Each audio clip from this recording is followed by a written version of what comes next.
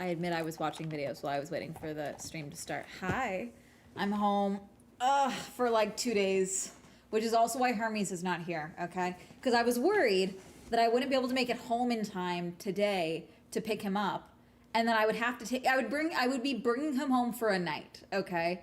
Which is not fair to him, okay?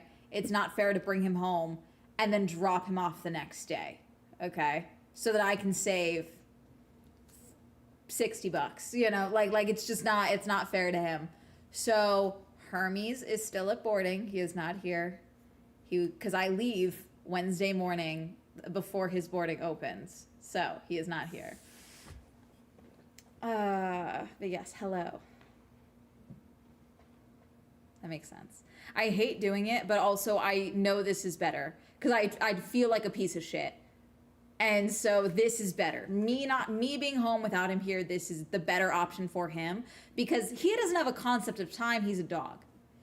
Hermes either acts as if I've come back from war or as if I was away for the weekend. When I came back from Japan, Hermes was at boarding for 3 weeks, okay? Because I was in Japan for 3 weeks. I came back, Hermes acted as if I had been gone for 4 hours. And then there are times where he goes for just daycare because I want him to go like get some wiggles out or whatever while I go and run errands. And he acts as if I've been gone for a month. He's a very odd dog, but he loves this place. The workers love him, so I think he'll be fine. He shall be chillin'. Oh God, okay, also, I will probably be moving around at some point because I was sitting in a car for 6 hours. I pulled over in San Marino, I think, near one of the missions. So I took the El Camino Real, the historic El Camino Real route, to come back down from San Jose. Side note, I now have a new travel goal again. I want to go to all the missions. For those who don't know, Californian here, we have missions, cause religion. But we do still have quite a few intact missions up and down California. I have only ever actually been inside one, which is San Juan Capistrano. And if you're from California, mostly Southern California, I don't know if this is a NorCal thing. I feel like it's a North Cal thing. But Southern California, I know it's a thing. This is how you know if someone is lying to you about being born and raised from California. Ask them what they did their mission project on. Because it's like in elementary school, there's like at least, we do a section on the California missions and we all have to make like a diorama of a mission. There's like kits for it. My school, we were allowed to do either the missions or like actually do like research like a Native American tribe that would have been like taken out by one of the missions basically. So I went to a very woke elementary school. Okay. They were taken from yours? No, they gave us the option. But yeah, no, missions they still exist. So I drove by, I think it was the San Marino one. And it was cool, and I was like, God, I decided to take more time to like sightsee and do more, because I passed another one too. So I think that's one of the goals one day, is I just go to all of them for the sake of saying I did, you know?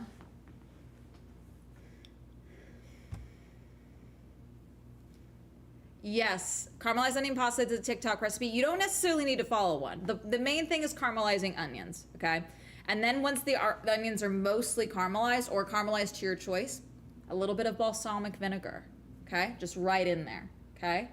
A little bit of heavy cream, if you have it, but you don't have to. I freeze it in cubes and then I just toss it in there when I want to use it, so I don't have to go, because I'm never gonna go through a whole thing of heavy cream, okay?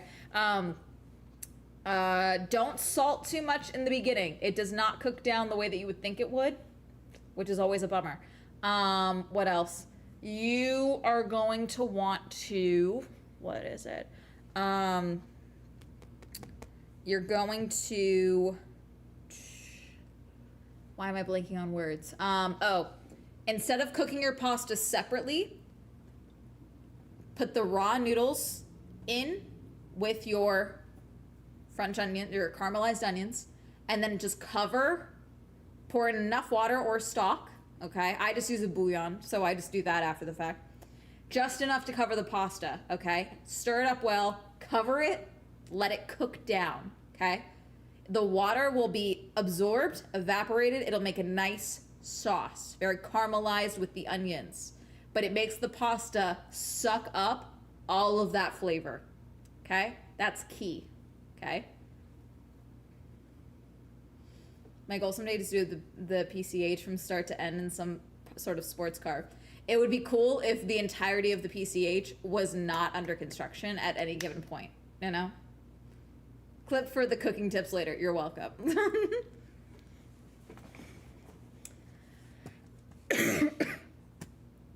Okay. I did watch, I'm giving you guys a recommendation because I was watching many a video. I was just not, sorry, I was driving, so I was not watching. I was playing videos. Books and Cats, if you guys have never seen her videos, I highly recommend it. She did a good one on the plague, as in the bubonic plague, which I'm gonna be totally honest, I thought the bubonic plague killed more people. So the bubonic plague, let's see. Also the locations of the buboes. So that's the mounds that the bubonic plague, the buboes, they're literally called buboes. Bubo. The bubo. Which sounds adorable. They're not. It's like certain death once you get a bubo.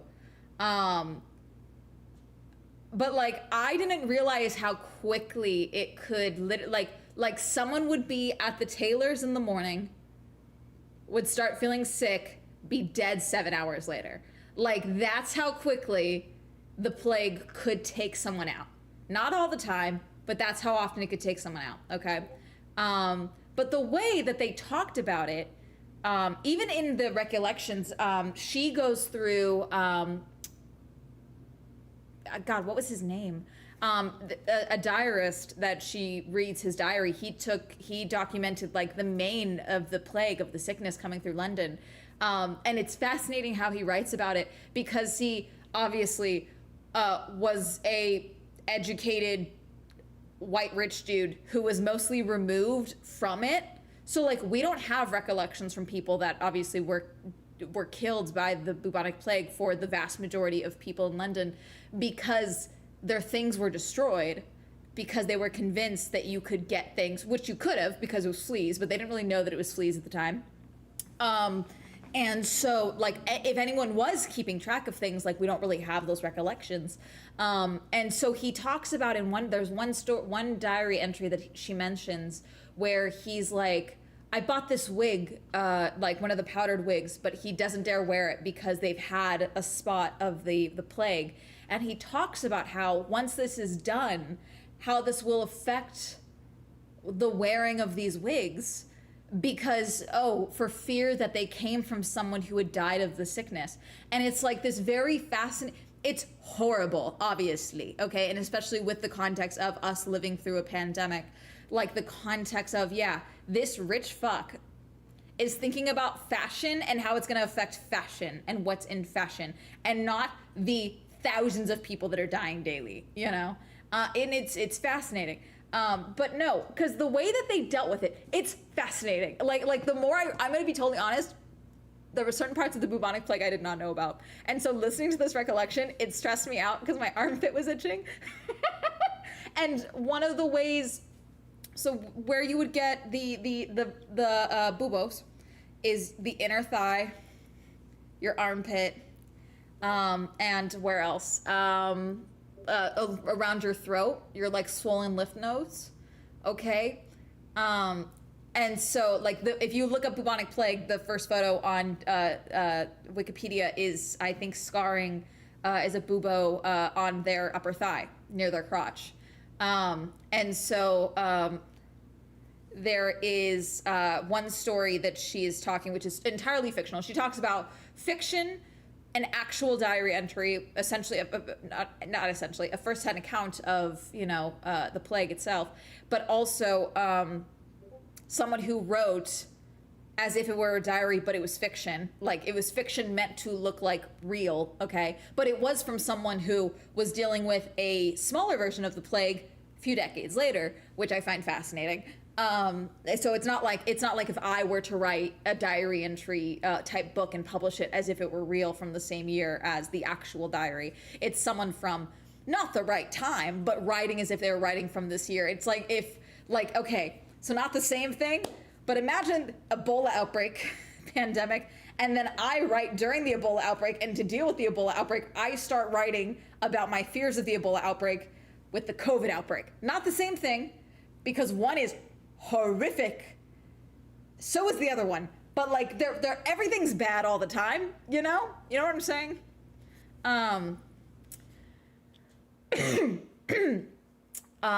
Basically, in the fiction retelling, it's fascinating because there's a bunch of different instances of like the story, and essentially that the people that are like leaving the story are going off to die. They are either already infected or they have something that is infected. Like a deckhand gets a cat and is so excited to go home finally and brings this cat with him. And it's like, okay, the cat, based off context clues of the story, definitely has fleas. And this little boy is so excited to go home and be with his family and show them his new pet. And he's going to kill his entire family, basically. There's a man who is on a horseback and he's like acknowledging like, oh, the horse it's making the ride's a little uncomfortable and his armpit is bothering him. And it's like, okay, so he's got the bubo under his armpits and he's probably going to be dead before he even makes it to his destination. But so fascinating video, fantastic. I highly recommend it. But the thing about the bubonic plague that I didn't realize, I knew there were people that survived, okay, obviously, like there were people that had it and got better, okay, but in theory, I knew how they dealt with it. Basically, they were forced quarantining people, okay? If you had got the plague, anyone in your home, you were literally locked inside your home. And X's were put over your doors, and you were not allowed to come out for 40 fucking days. You were forcibly quarantined. There was at least one reported incident of someone choosing, because they lived alone, to self-immolate rather than go through the pain of the plague and dying from the plague once their symptoms started, in their bed. There were instances of people going mad from the isolation, whether they had plague at the time or not, they were at least in plague homes. And so in my brain, not much ventilation, sorry, is batshit. Also, I feel like you're joking, Drew, because we're talking about plague stuff. But also, I hate a house party. Like, in theory. Like, not in theory. I love my friends' house parties, but like the idea of just pulling up to a house party is my worst fucking nightmare. Like, I don't know anyone. I just like, yeah, oh, there's gonna be alcohol. Okay, I don't care about that. Is there a dog? I don't, can I hang out with the dog? The sweating sickness was also very interesting if you ever do a deep dive. I mean, I'd go for poison, not fire, but I guess that fire would kill. It was a man. And it was implied that he was like driven mad in his fear of how he would die. And like, think about it this way, because people were dying largely separated from other people, because they were locked away in their home. And think about it this way also, their loved ones are dying around them. This man was alone and he's thinking, oh, no one's here. I will die alone. Let me get this out of the way, you know?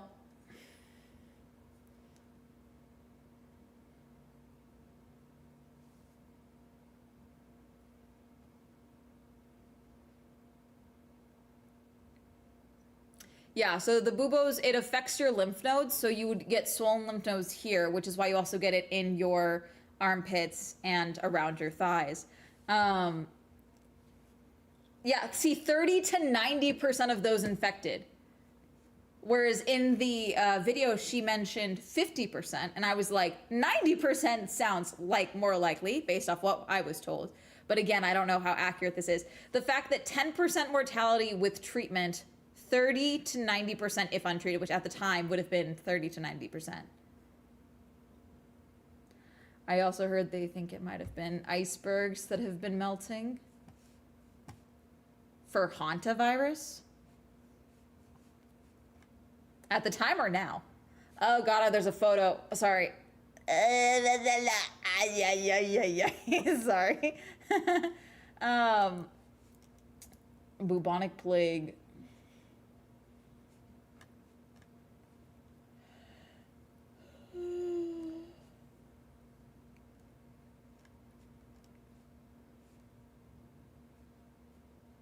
It's just interesting.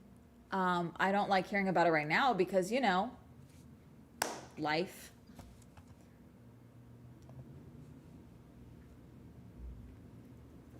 Like, they think ancient diseases that we haven't had to deal with. So now they're coming back. Fair and valid. I just want to know when Godzilla is getting defrosted, or Captain America. I want to know if he's caked up or not. Like really, I want, if shit's gonna be going bad, can we have something interesting? Like the Pope quoting Tolkien, fantastic. The Pope apologizing for slavery because never has, the Vatican never has, historically, and it has, historically the Pope endorsed it, not this Pope, but like the papacy. Yes, I'm Catholic, I should know this. Like I need a book version, like I want a published version, like actually like I can buy a bound version of his thing. He also railed against AI. Like that's great. That's fantastic. Like the Pope being like, yeah, fuck everything is incredible. Saying AI is evil. Best I can do is Pharaoh's curse. Okay. Okay. That too.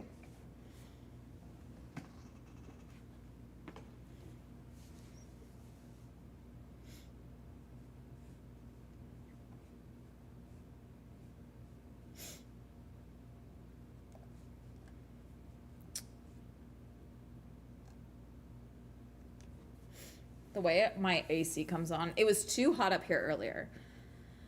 And now, like, the air was thick up here. That's how hot it was while I was editing. Ugh. Is he saying it's evil for the right reasons, though? What do you mean? What right reasons? AI is evil.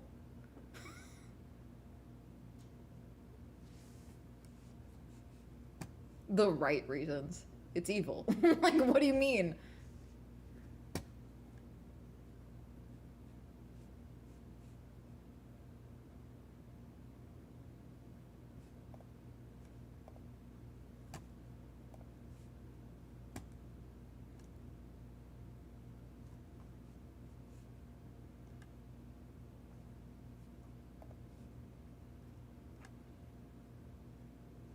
God, I had to explain Miku feet juice to my dad's girlfriend yesterday.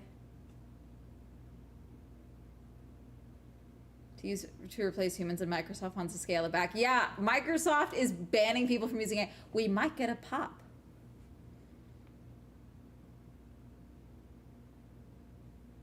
He is talking about it mainly, so it's like 42,000 words, okay? But he is talking about it for a variety of reasons, including that the goal of humanity should not be in efficiency past the human level. So he is not just talking about it from the technological side of things and the environmental side of things, but he's also talking about it from the actual the humanity level, and talking about it from the fact of the robot cannot do the job of a human because a robot cannot have human emotions, and talks about the racism, biases, all of that comes with AI, because AI is built by the people that have these biases.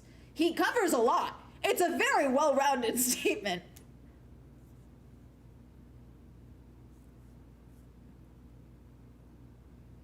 So I went to FanimeCon. That's where I was all weekend, okay? And Fanime has an element, you guys will all hear about this in the video.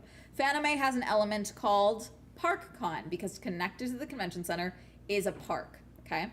And people every night stay out all night and set up DJ booths and sell fried meat, and there are cosplayers that get coolers, like big outdoor coolers, and fill them with like fruit juice and such, and then keep their feet in it so that they can sell drinks from their feet juice.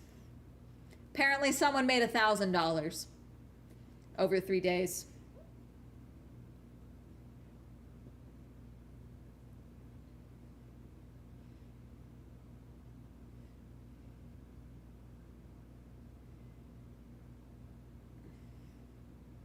I'm gonna throw up. I had to explain it to my dad's girlfriend, and it was kind of funny because they had come back from the Angel game, so she was a little drunk. And she was like, this is the girl, stop, I'm gonna throw up. She's a defense attorney, by the way. She deals with murderers. She deals with people that have killed people. And she could not handle Miku features.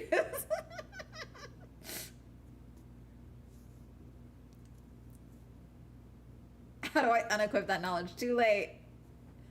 This is what you guys get from me. If I get to see things, so do you. Flashy thing on keeping my feet in the hot dog water because I need to make rent.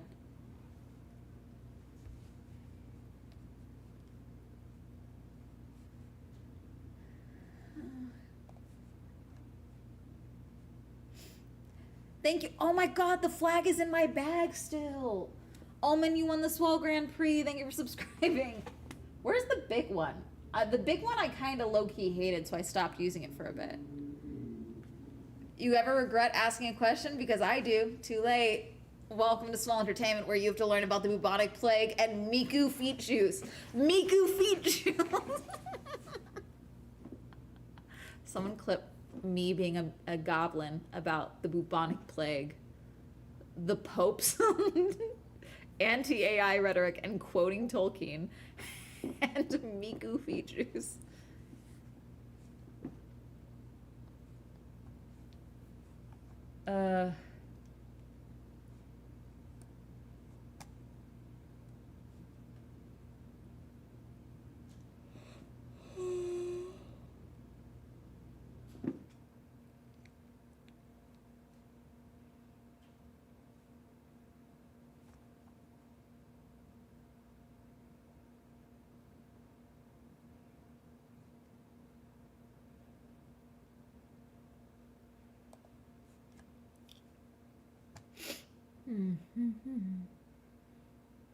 Oh yes. So supposedly, according to my father, the Garden Grove situation with the chemical, apparently we have eliminated the possibility of it exploding. Yay! Okay. Apparently another crack formed, or a crack formed. There was never a crack in the forming. What it was is that the valve was sealed and they couldn't unseal it, which was causing the expulsion of the chemical, which is why they had to evacuate people. And they were like, hey, either it's gonna explode or it's gonna leak everywhere and get into the water. Fun. Apparently they have now eliminated the possibility of it exploding, which tells me that the only other option, as they said, is that they have to release the chemical. Still seems bad. Still don't like it. It's not 12 hours, it's like 5. Sharing worms, but they're from everywhere and well-traveled. Yes. I am a worms, connoisseur. A worms curator, if you will.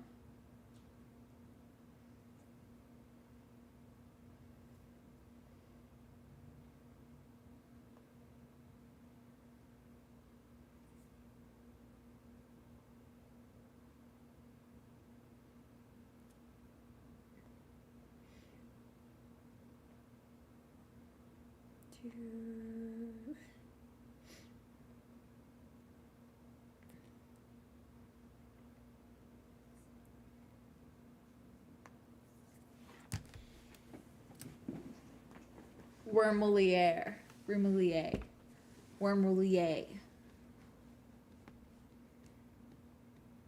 Oh, fun. Data center construction causes severe flooding in Mason County. Residents to be reimbursed for damages. Awful, horrible, hate it. Oh yeah, there was velociraptors at ParkCon as well, evidently. That's actually a solid velociraptor. Did someone steal that from... Did you guys steal that from Universal? What's that mouse pad? This is Momo. This is my friend Mataracon's little...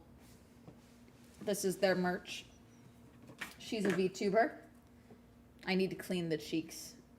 But it's a mouse pad. It's Momo cheeks. It's ergonomic. You don't support your friend's merch? Vibes? Sus. Weird. Bet it won't cover their home insurance claims. Nope. Nothing gets covered. It's awful.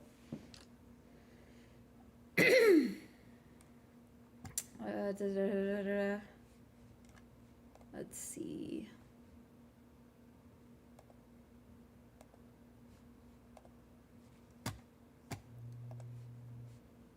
Dead hedge. Let's see.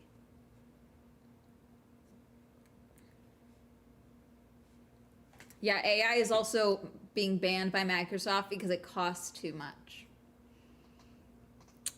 I saw a good video of someone talking about how a bunch of startups are now bragging about their AI costs like it's a badge of honor. It's like, look at all the money we're burning. Like, it's fascinating what's happening here. I really should try and do more of this as I sit here. I should try. An attempt should be made. So.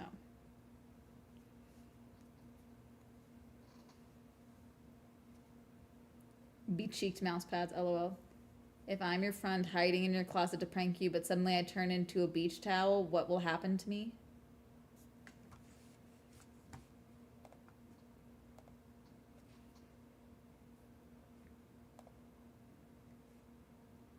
What? I'm just gonna time you out because I can. How much you want to bet the costs are in part the labor costs and the restitution for customers? Well, no, it's not even that. It's the actual, like, cost of the AI on top of it. Like, AI is expensive. Like, that's one of the reasons OpenAI is burning money with ChatGPT. Like, their debt is absurd. What they would need to charge you to make an average person with, let's say, AI psychosis, to be able to continue to use the process, it would be thousands of dollars. No one would pay it. And so it's a couple of things, you know. So yes, there is the actual like business cost, but the actual cost of an AI is extremely high. It's like, whoa, she's in NorCal, LOL. Yes, I just got back. God, we're all gonna get squished into rejuvenating blood juice by these billionaires when this AI bubble pops. I refuse to. They're gonna have to abduct me by force, frankly, because I will be either taking myself out or taking out several of them if that's what's happening. Let's see.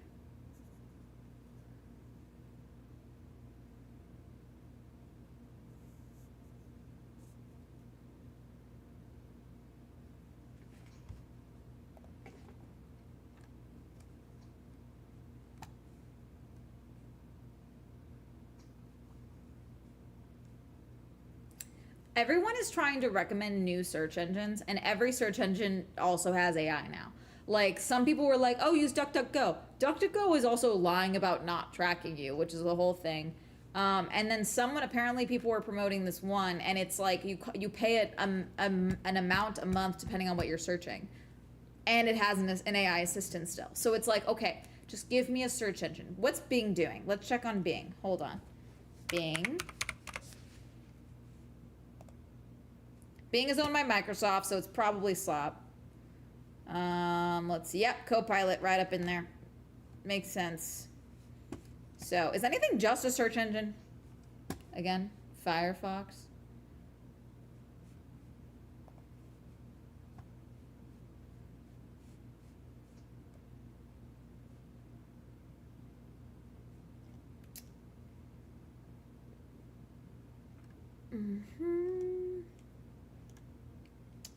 Let's see.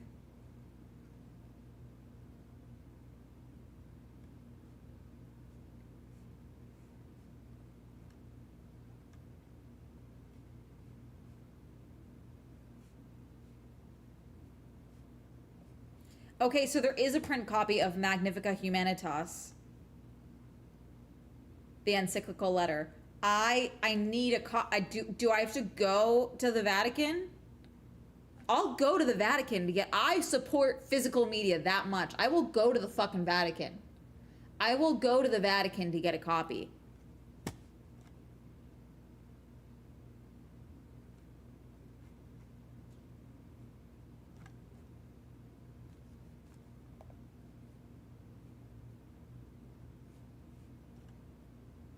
Do I want a physical. I want the physical copy. I'll go to the. But if I get there and then I can't buy it, I'm gonna be pissed. You need a review of the Vatican? I would totally review the Vatican. I would totally review the Vatican. I don't trust Amazon. They publish AI slop.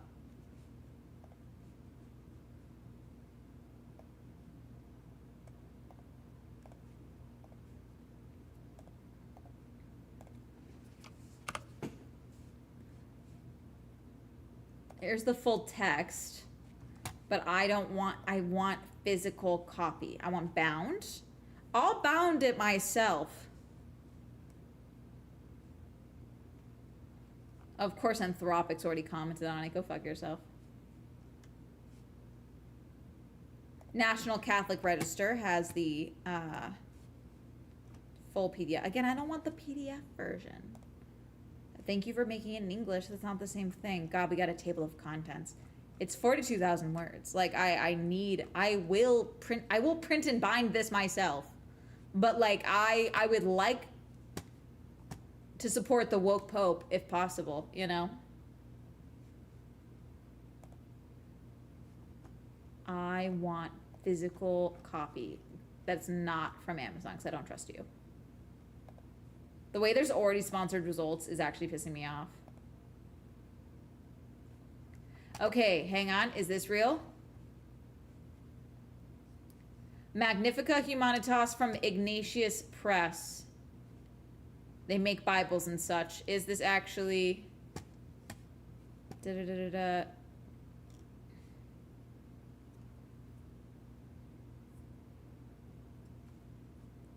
It's a pre-order. It's a hardback. The other one I saw was not a hardback. It's a paperback. Liberia. Okay, can I get a give me copy? Give me copy.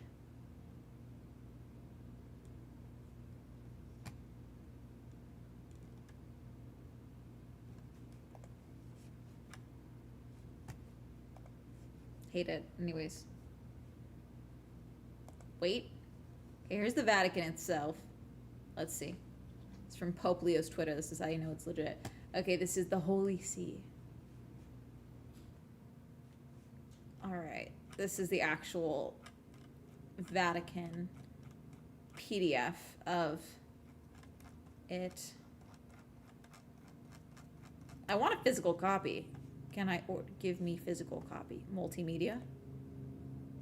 Oh no, there's the video. See, there is a physical book because I am watching him sign one to endorse it. I know it's the official one, but still. Ascension Press.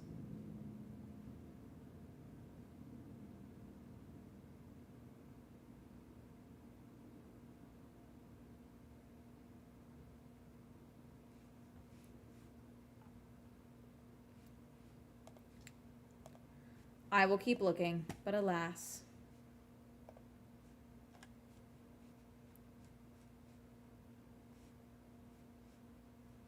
Pope Leo, in his first encyclical citing Hannah Arendt's Origins of Totalitarianism, to warn AI risks producing the exact condition Arendt identified as the prerequisite for totalitarian domination by destroying people's ability to discern between fact and fiction.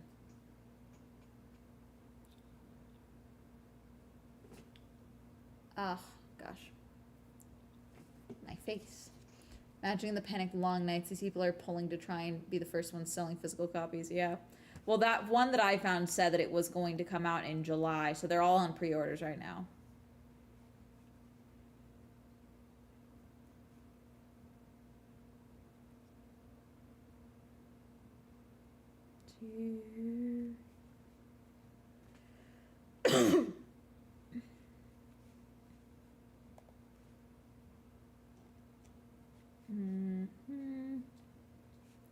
Oh yeah, so the enhanced games were this weekend. I forgot about them because they stopped promoting it at a certain point. Okay, so I never went. I went to Fanime instead. We got Miku feet juice instead of juiced athletes. I'm funny, and that's what I think is important. Anyways, my favorite part is that I think in every single event of the enhanced games, the natural athletes won. Every post I've seen has been the natural athletes winning. No one got a personal record, which was the whole point. The point of this was not just to see if, a juiced athlete would beat a natural athlete. It was to see if they could break the world records for these different events. And no records were beat. And I think the natural athletes won every single one. Which is hilarious, because the thing is as well is it's like, it doesn't matter if you're something that someone brought up is a good point. It doesn't matter if you're juicing or not. The reality is a lot of the people that were juicing were retired athletes who have been retired for years and were just not at the peak of their physical sport, on top of then juicing. So they were already not at the peak of where they were when they were competing, but then now we're adding juicing. So a lot of people got bigger, but they weren't making functional muscles, which is not something for, say, swimming. You don't just want bigger muscles. You want muscles that are functional, that make the most sense. And alas, that is not what we were getting. Therefore, alas, as if I give a fuck. Therefore, we did not get any record breaks or anything from the, what's it called? Juiced up athletes, which is very, very funny. So still wish I would have gone because I'm nosy. And I would have loved to see any crash outs or see any of the people putting on the event sweating. That would have been fascinating. But alas, can't have it all. I'm one person. No, it's not even so much the Michael Phelps build, but you can see the builds between the natties and the juiced athletes, like just the physical differences, you know?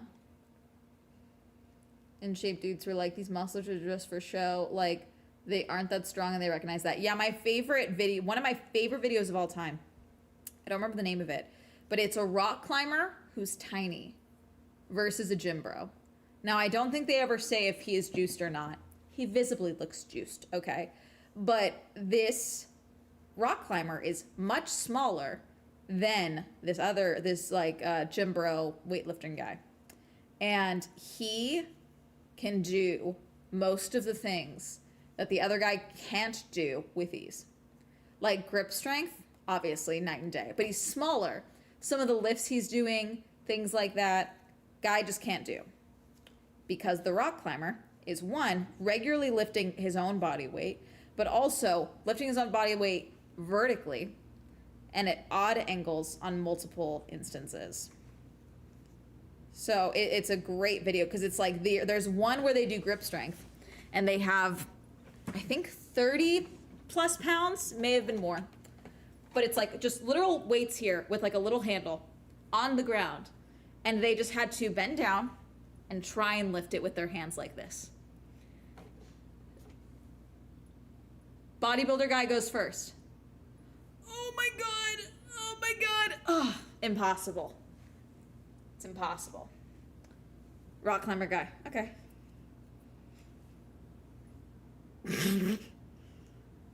Barely sweats it. It's fantastic. It's a fantastic video. Let's see.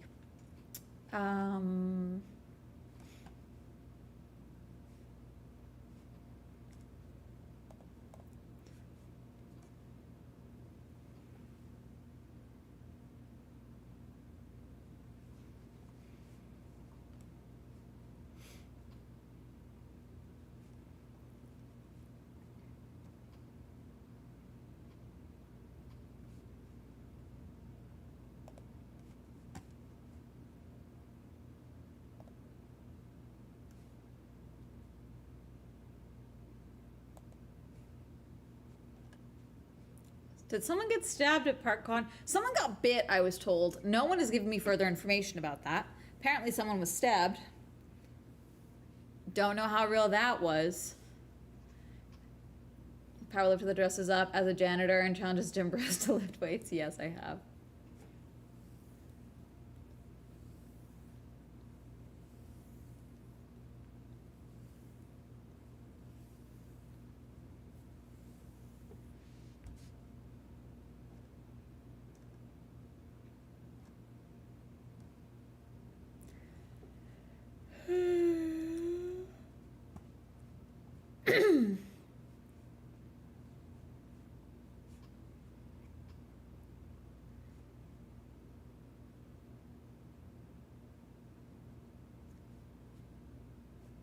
Let's see.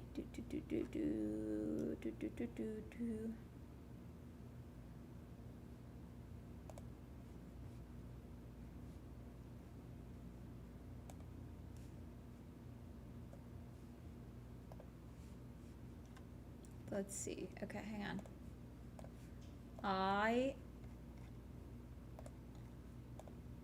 It's been a minute.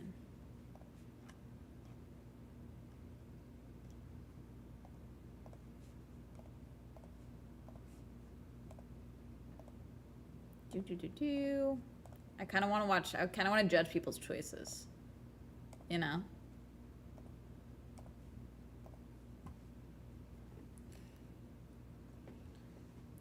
I was going to say, the only way I could see juicers not surpassing natties is if the juicers weren't training for the sports the way they should be.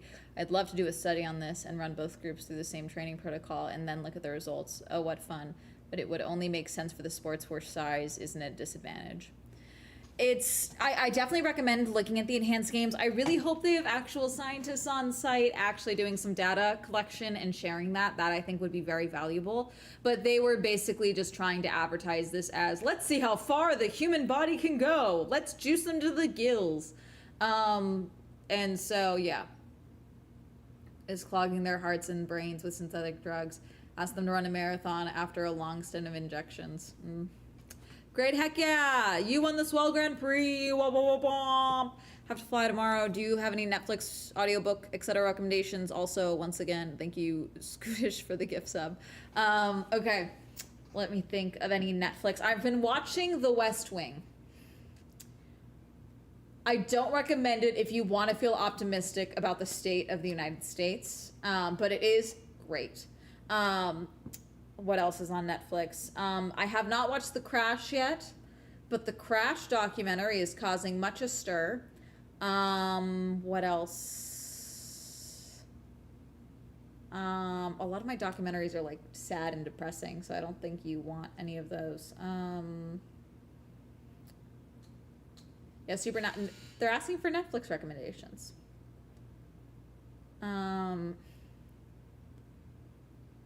Let's see. How on theme? Yeah. I never felt optimistic about the state of the United States. I will say, someone on Twitter made a good breakdown about the West Wing, that the West Wing did to American politics what porn did to sex. Like, it's never gonna be like that, so you really shouldn't have the expectations that it's gonna be like that. And it's a pretty solid breakdown, because like you see some of the bipartisanship that's happening in the show, you see the way that things are getting done in the show, you see the competence of people in the show, you see the optimism of the show, and you're just like, Jesus, this is not a thing that can happen.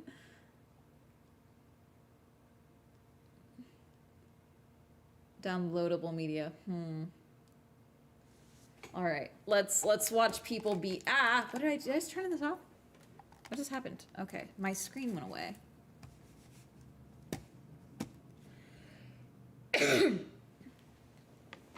Ow. Hang on.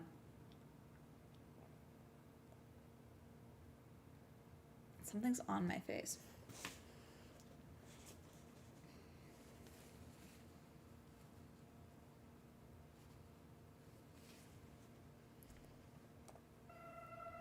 Brock Jonason is a guy that loves fishing and the outdoors, Okay, so but he that's a never bear. really thought about filming himself or posting videos Spoiler on alert, YouTube. bear.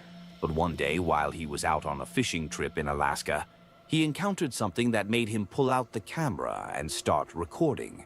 Afterward, he realized the footage was too crazy to just keep to himself, so he decided to upload it. That's what I think every time I post a video. This video is just too crazy to keep to myself. You guys need to hear me talk about AP Swatch collab. To YouTube, and the video quickly started gaining a lot of attention. Why does that say Gaza? Wait, I just realized that. Look at the tracks. Recording. The track labels? Afterward, he realized the footage was too crazy to just keep to himself. What is the stock so footage? he decided to upload it Gaza 2 adjustment layer. Is it just say Gaza? to YouTube, and the Graphic? video quickly What? started gaining a lot of attention. What's going on? Sorry, I saw that and I was like, wait a minute.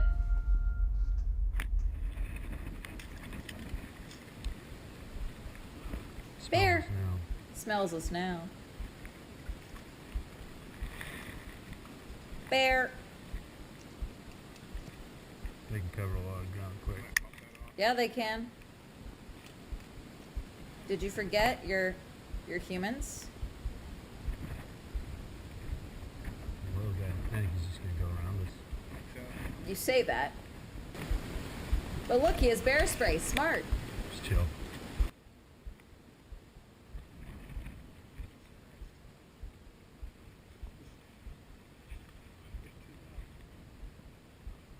Hey, Bear. Hey, bear. Go on. He wants to take a bath. Go on. I still think that one video is the funniest bear video we've seen, where it did look like the bear wanted to party with the bros. Like it was a young bear that really wanted to hang out with the boys. And when they were like, "Oh shit, bear!" It also looked like it was ready to run. Like it was really funny. And then it was like, "Go, bear!" And it kind of sat down like, "But I don't want to go." Like that one was so good. That one was perfect because they're shitting a brick. And they feel like idiots because they didn't realize and they didn't have their bear spray and they didn't have their packs with them. They were just talking about being not travelers. They were saying they wanted to be it was perfect. It was so good. Go on, Bear. Go on, Bear. In the distance, they spotted a grizzly bear, and this thing with close is still the kind of thing that instantly gets your adrenaline going. And then there was his friend standing there with a stick like he was about to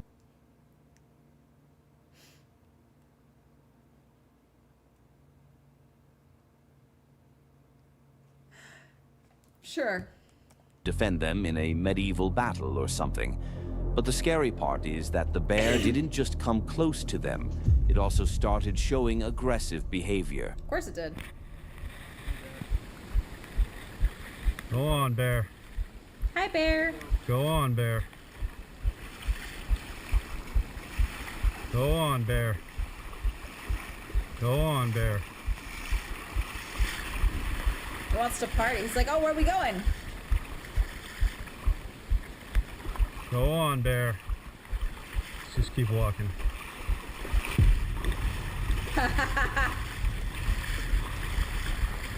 Go on, Bear. Just look away. Just look away. Go on, Bear. Is that his heart? Go on, Bear. Go on, Bear.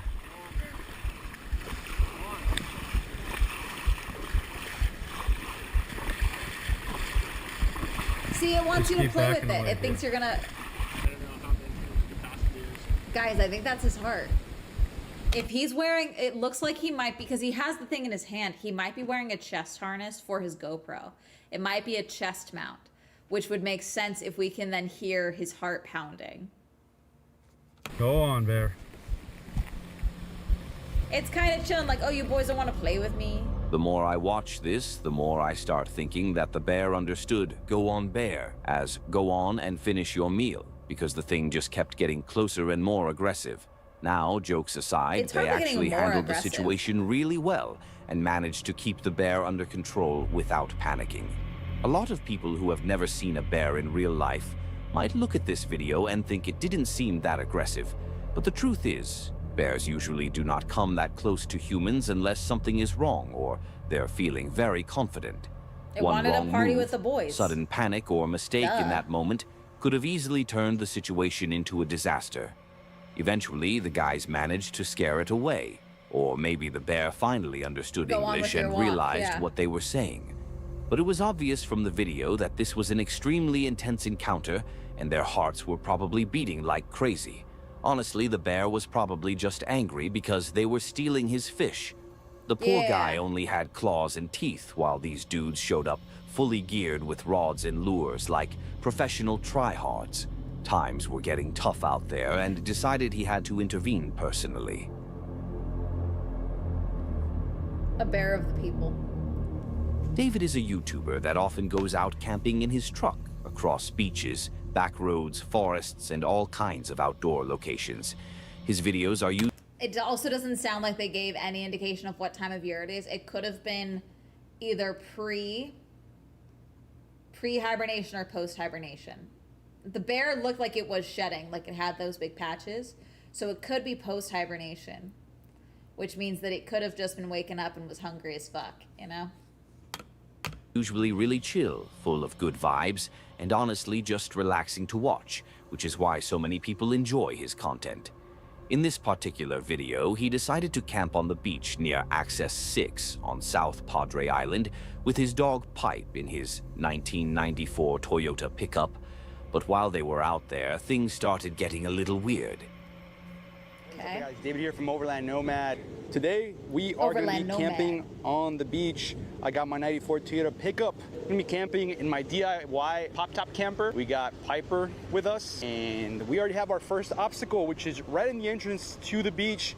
You got to throw four-wheel drive on. All right.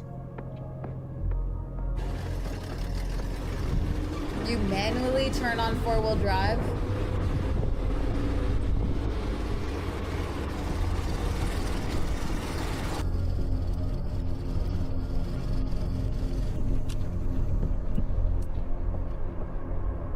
He eventually managed to get his truck onto the beach and went in search of a good spot. After a bit of driving around, he finally settled on a place that felt right and started setting up camp. It didn't take long before it got completely dark, and that's one of the best things about camping on the beach.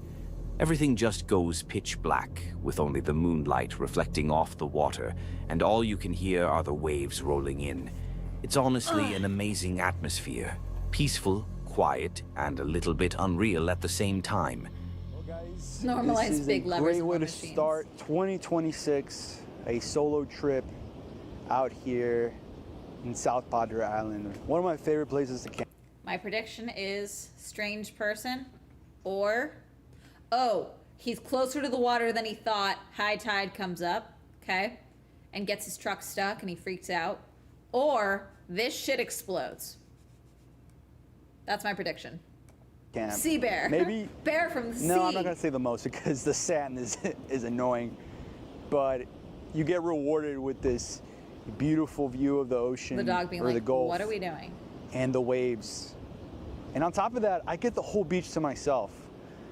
There's been only a few fishermen that have traveled south, and I do know that there's one car out there. I could see its lights, but Oh, human I being. mean, I have the whole entire beach to myself. We got a It doesn't human. get any better than that, guys. He eventually got a bit hungry, so he got up into his truck to cook some food. But that's when he spotted someone approaching his camp, and it Yep. got a bit suspicious.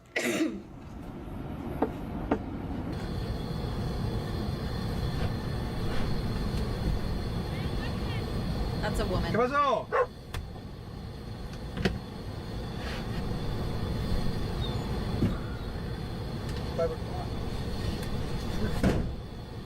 ¿Qué pasó?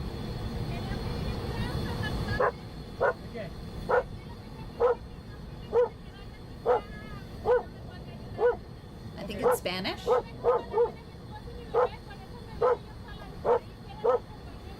¿Necesita una llamada?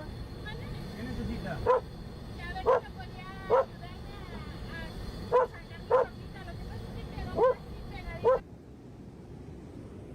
Like, you trust scared it. me, dude. I don't trust it. It's too dark. I kid you not, I was cooking and I was just having to stare through the window and I see a light like coming up, like someone walking. And Car, bear on the freaked me car? out.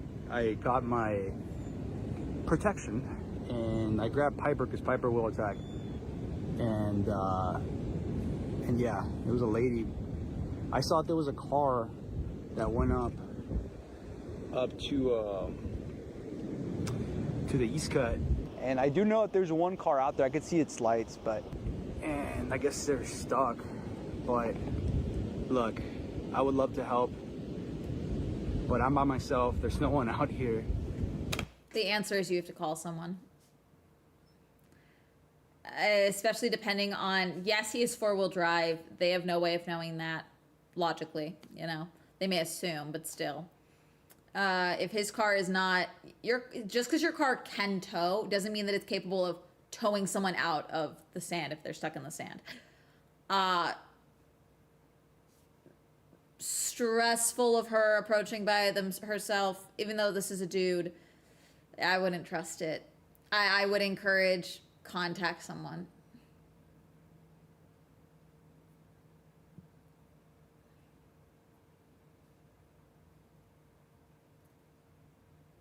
I would be like, hey, yeah, I can call the lifeguard services for you. I have the number. I can do that, but I can't. I'm sorry. My car doesn't have towing capabilities.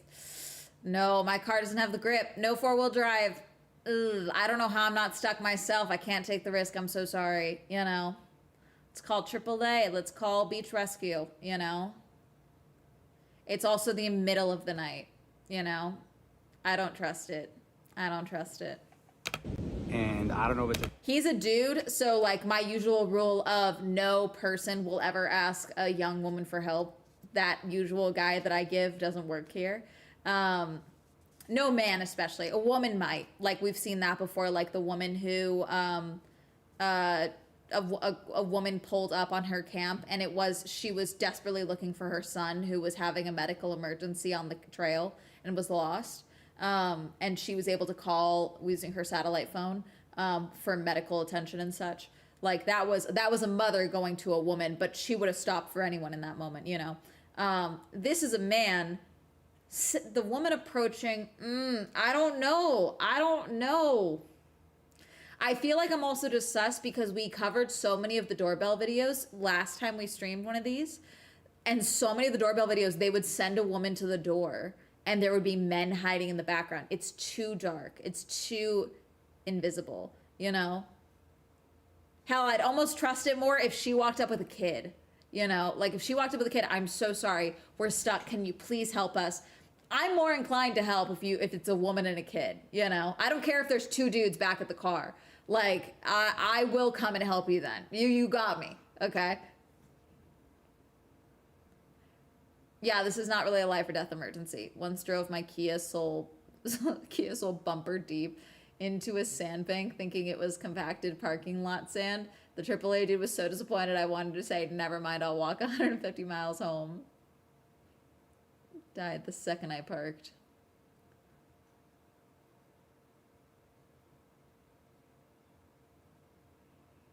The legislation also really skews me out. There's nobody hearing you scream. Yeah, there's water. You're on the beach. He didn't see them. He saw there was a car, but until the car started walking up towards him, if they've been stuck this whole time, I don't know. I don't like it. I don't like it. trap. I don't know. Yeah. So, you know, I offered to call. You know, I have signal. She said she didn't. I said, well, I can call. You know, you can use my phone.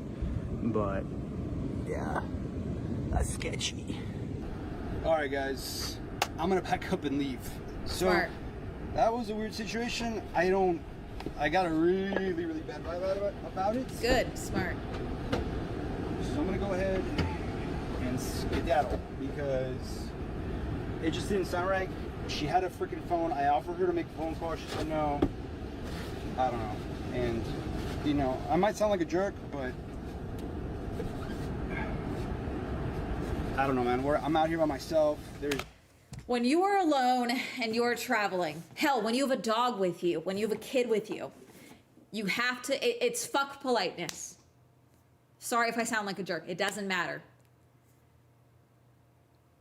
No one is coming. You can do what you can to call someone to get them help. No one is going to call for you in this moment, and you have to make that assumption for yourself. It's dark.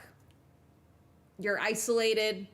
You had difficulties getting there, even in a four-wheel drive, as you acknowledged. The sand sucked. If you get down there and you're jumped, you can't get out fast enough. You have a dog with you. You have to think about your dog. You may feel like a jerk right now, but you clearly feel uncomfortable. Trust that feeling. There's no patrolling law enforcement out here. You're on your own, like the Wild West. Last thing I want to happen is get. They also, what it could also be, because he's self-illuminated, they could be, if it is a setup, they could be luring him to the car because they don't know if he has a gun or anything in his car, which is why they're not robbing his shit. It also could be that they're trying to rob his shit while he's helping the woman. So he's already down the beach at the other car and they're robbing his shit, stealing his dog, what have you, you know, who knows? Jumped, robbed or something. I mean, I can see the car light up there, like it comes in and out, but I don't know. I don't want to be in an ambush. Something. Yeah, I weird. wouldn't sleep here after this. All right, guys, this is probably the creepiest camping situation I've ever had, to be honest with you. So I packed up everything. the Just verifying dog's collar. everything's here. Now he packed everything up and left. Before you say anything about him being paranoid, let me give you all the details. He later mentioned in the video that this woman came up to him asking for help to pull her truck out of the sand because she was stuck. But the weird thing was that she also said she had her husband and a baby with her. That's the first thing that doesn't really make sense to me. So the husband just sends his wife out into the darkness to ask. Yeah. Yeah. Yeah. At the very least, he's a dickhead.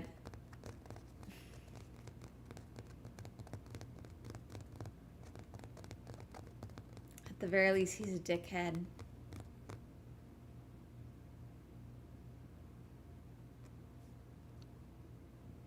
At worst, she's lying. You know? I don't like it. Ask a random stranger for help. Alone? While he stays back with the baby? Yeah, weird. Yeah, what if he was a psychopath? Yeah, fuck this guy, okay? The second thing was that David even offered to let her use his phone to call emergency services or a family member, but she declined. Yeah, see? David also meant That's weird. However, they were both speaking Spanish. I don't know where they're based. I don't know if they're based here or somewhere else. that he has seen a lot of illegal trafficking activity around that area since it's close to the border, so that already made the situation feel very suspicious to him. It felt like she could have been trying to lure him away from his truck into the darkness, so someone else... I also would not offer giving the phone the same way I don't offer to tell someone the time when they ask for it. My phone stays in my pocket. I'm not looking down and just checking. I don't know what you're gonna do. I'm not looking down. Absolutely not. I'll check my watch. Yeah, sure. It's...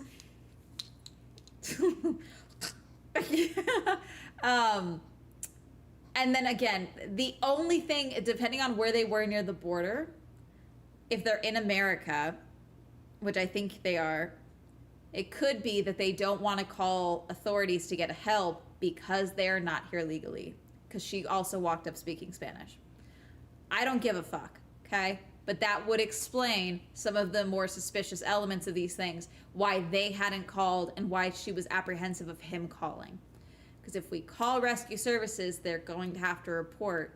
And depending on where they are near the border, they might get picked up if they are here illegally, okay?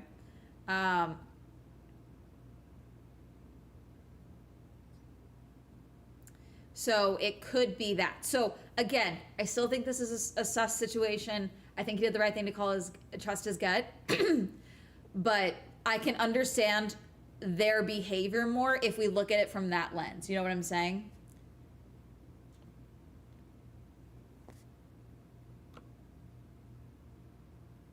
Else could potentially take it while he was gone. Look, it might sound Tatsu, why'd you say it like that? That's weird. a bit crazy, but you just need to watch more of these kinds of encounters to realize these things do happen and it's not just imagination. In my opinion, leaving was the best thing he could have done, especially with his dog acting all worked up. And don't think his honestly, dog a was lot worked of up. people in the comments said you should always trust your dog's instincts. I don't think the dog was worked up. I mean, Hermes would square up like that if a child wandered up to him. You know, like it's not the dog.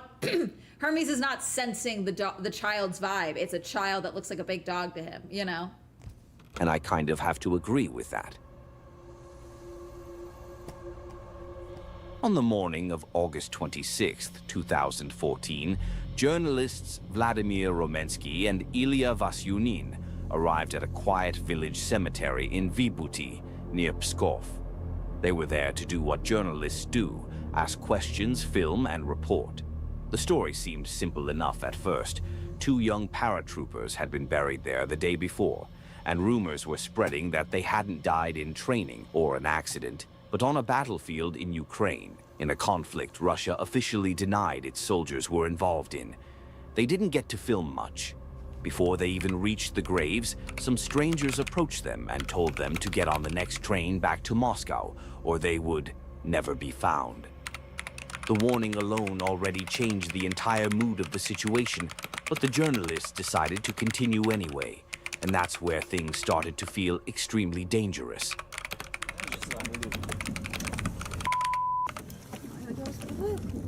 Да, да. Are those people? Я по дороге, на дорогу буду выходить. Yeah, those are people. Больше нет никого? Ну что будем делать? Oh, they're running. На автомобиль. Район Кресты, нападение на автомобиль. Да. Сейчас давайте. I'm a shithead. I'm running you over. Don't get in front of my car. Don't get in front of my car. Я не знаю, что будем 703. делать. 47-й регион. Двое молодых людей, незнакомых Don't try and intimidate me. Don't pull up on my car. Куда звонить? Хотят, не знаю. They're in danger for sure. Yeah. Yeah, see, they're running further in. Girl, run into them. It's the commandment's territory and we managed to meet up, but we can't drive through here. Through there. А мы там не проедем вот насквозь? Это район Кресты, новое кладбище. Так, а Where's the second one? Where's the second one? There he is there on the left. Микрорайон Кресты. Yeah, no, don't do this shit. Now they're trying to pull through. They're also now trying to relocate and go somewhere else. And this thing, I'm hitting you with my car. I'm hitting you with my car. На новом кладбище мы находимся. Мы пытаемся выехать в кладбище, нас догоняют. Молодые люди. Не, туда не надо, там он. Подожди. Да, но их несколько, и они со всех сторон бегут. Петлянова! Петлянова! Is he pulling? Да. Что делать? Подожди. Is he on the hood? Что хотят? Is he hanging onto the hood? Санкт-Петербург, hitting you. проспект Солидарности, дом 12, квартира 2. Тихо. Назад, давай, назад. Колеса пропускают. Then puncture the tire! Hit them with the car!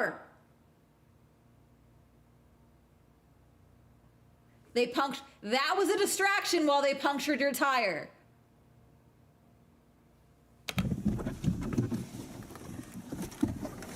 Ребят, что хотите?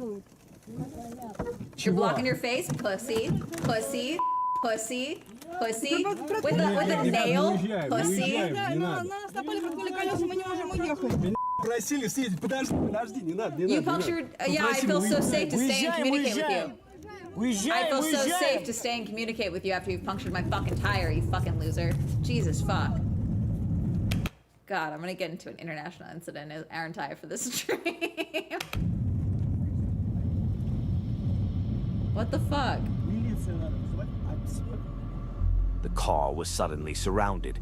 Windows were It's not surrounded. It's two dudes, and hit, oh god. tires were slashed, and the attack They weren't slashed. They were punctured with a nail, which is effective because it goes all the way in. A slash you can technically drive on depending on where it's slashed. Because some people think they slashed the inner bag, but what they actually slashed was the outer tire. Okay, but a actual like nail, if they take it and they actually get it in there, it's gonna be a slow leak. So your answer is drive out as quickly as fucking possible if you have a slow leak. Get as far away as possible if you need to ditch the car. Okay. attackers made it clear they weren't planning to let the journalists leave quietly. Romensky and Vasyunin, along with their colleagues, were trapped far from home, but somehow, even on damaged tires, they managed to pull away and escape. The aggressor Yeah, because you have time. It doesn't decimate your tire immediately unless they truly stab, rip the tread off your tire, which is very nearly impossible to do. There's no fucking way. You can get away. Drive like hell. Okay? were unidentified men, broad and intimidating. No, Swell teaches you how to fucking survive, okay? As someone that has had, my old car had the worst luck with tires, okay? Like, I have blown a tire in the desert, okay? I have, on my way to school, gotten a flat tire because I drove over a construction zone. I've gotten nails this fucking big in my tire, okay? You can drive on these things, you just have to be fast with it. Acting with the kind of cold precision that suggested they weren't acting alone. They had been waiting. They knew the journalists were coming. The attack seemed connected to the fact that the reporters had come dangerously close to exposing something the Russian state was officially denying at the time, that Russian soldiers were dying in a war Russia claimed it wasn't involved in. The graves in that small village cemetery were proof, and proof needed to disappear, along with anyone trying to document it. By the end of that day, the journalists made it out. Yeah, see, I'm sorry. As soon as you're on the hood of my car, I'm treating you as a hostile. Sorry, in that moment. You've already chased me back and forth. Absolutely not. Out alive. The car was wrecked, but they survived. Still, safe is a relative word. They had been warned they would never be found if they didn't leave. They had been followed, threatened, and physically attacked in broad daylight just for doing their job. The vehicle could be replaced, but the fear they carried home that evening was something else entirely.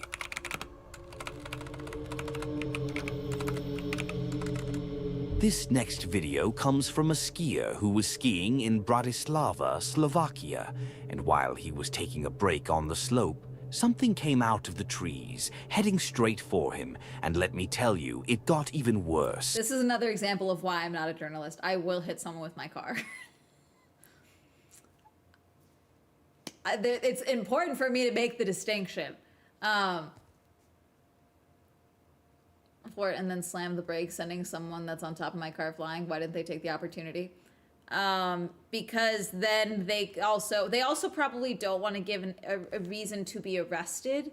Because violence against someone, again, that's like, it's not just, oh, you're doing journalism where you're not supposed to be, you're trespassing where you're not supposed to be. Violence against someone that appears to be a civilian to them could be an issue, obviously, depending on where they are. They're going to arrest them anyway, in my opinion. True. Their car is fine. No, I'm saying I'm willing to hit someone with their car. They weren't hitting them. They ended up driving away. They stopped to allow the person to get on their hood, which is when they were like, okay, now what? And then that was when that other dude came up and started slashing their tires and being like, now you gotta stop. Now you gotta get out. You can't go anywhere. Can't go anywhere.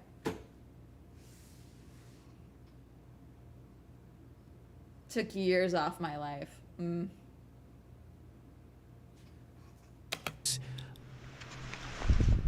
A bear. Lots of bears. It's a big bear. We in Russia? It's a big bear. Go dalej.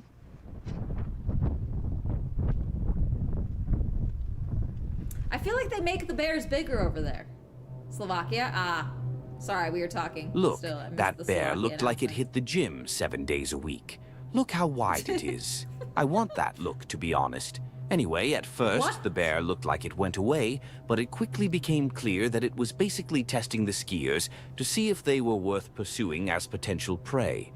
The skier who was filming didn't really look like a fight worth getting into, but a few minutes later another group appeared, including a smaller person in it, and it seemed like that was exactly what the bear was looking for.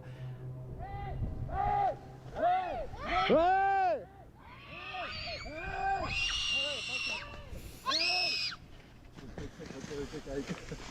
No poďte my ho, keď tak zdržíme. My ho... No veď. Hej!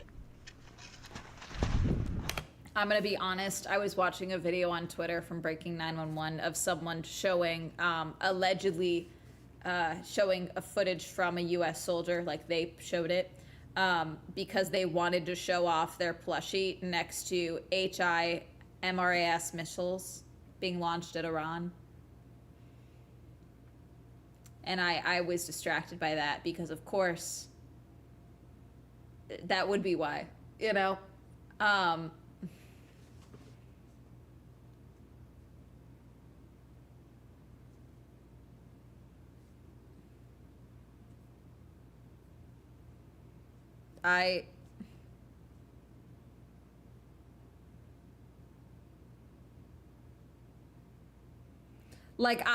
Breaking OPSEC for that is crazy. AI script.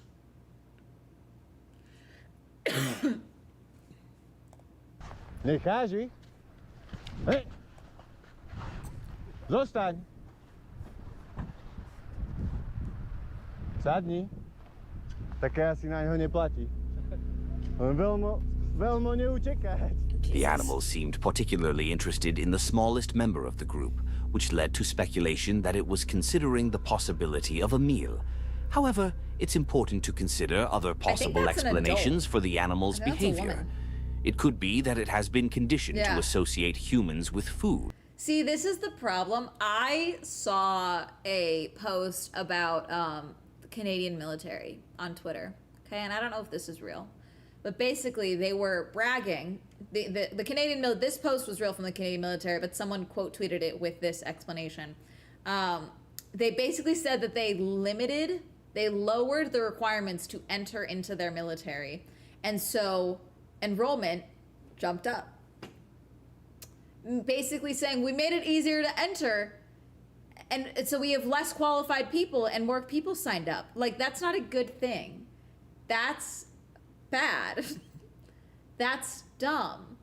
And someone quote tweeted and said, yeah, they got more people to sign up by removing like these aptitude tests from the entrance exams. And they were basic, like, critical thinking, solving problems. And it's like, yeah, they took these off. And dude, when I tell you, at the fact that at the top it said, if there is scratch paper if you need it. And I was going through these, just like answering them in my head. And I was like, this is what they couldn't pass?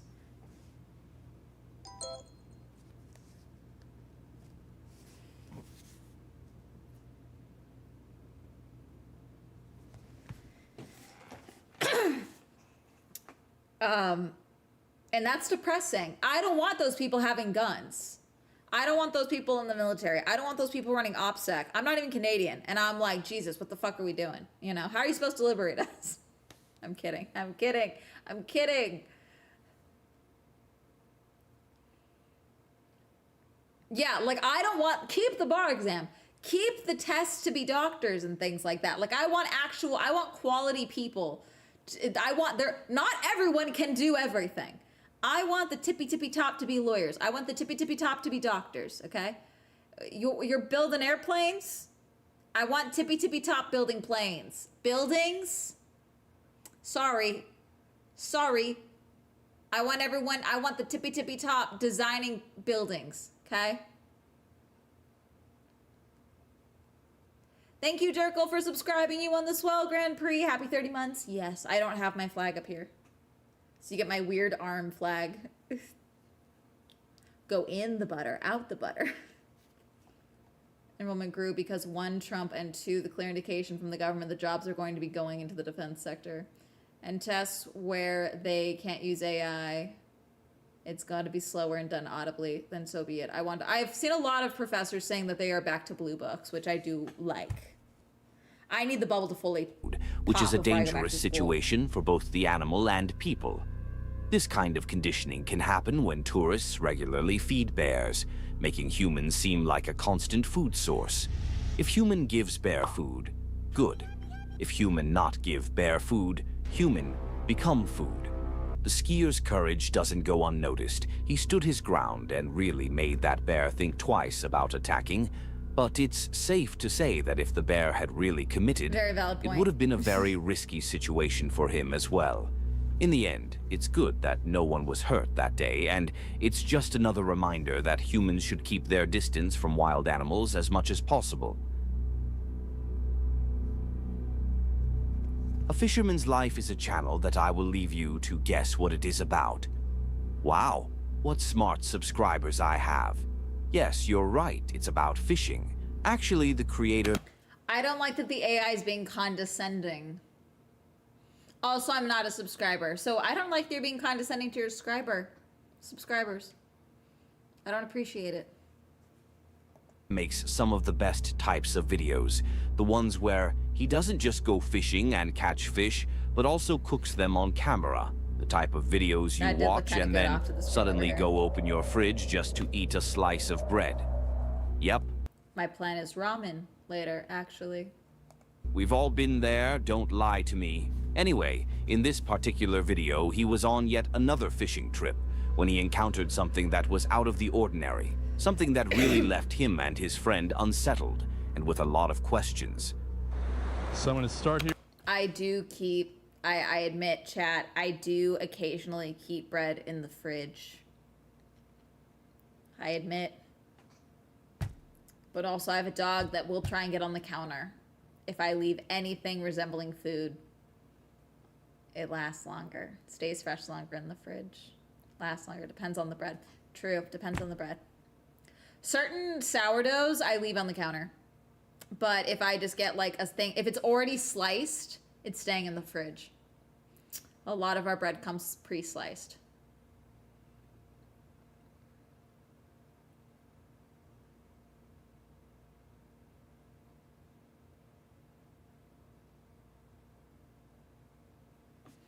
Here and fish right in front of me, and then fish downstream Bear? a little bit. If I get another fish on, but I don't land it, then I'll start using the indicator. Let's do a first cast close. If there's fish, they'll come up and get it too. Come on, baby. And I'm going out to the more fishy area now. Fish on. Oh, bite. Yep, definitely a What? bite. 100% a bite. I could feel it too. I don't have the indicator, but I'm tight to my line. But when they tried to change spots, they found this. Oh man, this is kind of cool. Look at this. Is that man-made? Yeah. No doubt about it, right? Oh yeah. I feel like I'm with an Amazon tracker. Tracker from the Amazon jungle. What's that one guy's name? Jungle Keepers.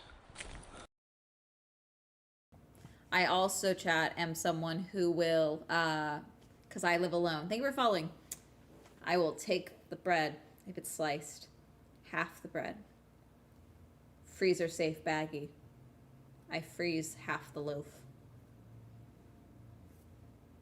If it's a big loaf, I don't want the bread going bad. I am one human. You can freeze pretty much anything. You know what I'm adding? I went to Costco Anarchy before I left, and I bought, there was giant bags of carrots. It was like, I kid you not, $6 for like 40 carrots.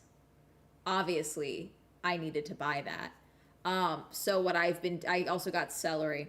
So before I left, I chopped up my celery and carrots the way that I do for my soups. And I laid it out on a sheet and I put it in my freezer.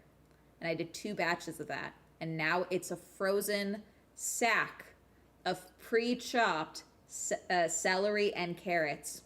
And you know what I'm going to do when I make my ramen later? I'm going to take a big old scoop of that and I'm gonna put it in while I'm making the broth for the ramen. And you know what? It's gonna be delicious, and I'm gonna get some veggies with my ramen packet, so I can convince myself it's healthier than just my regular K-pop Demon Hunters ramen. Okay? And then it's good to go. And then now I didn't come home to rotten celery and carrots because I was gone for 5 days, you know?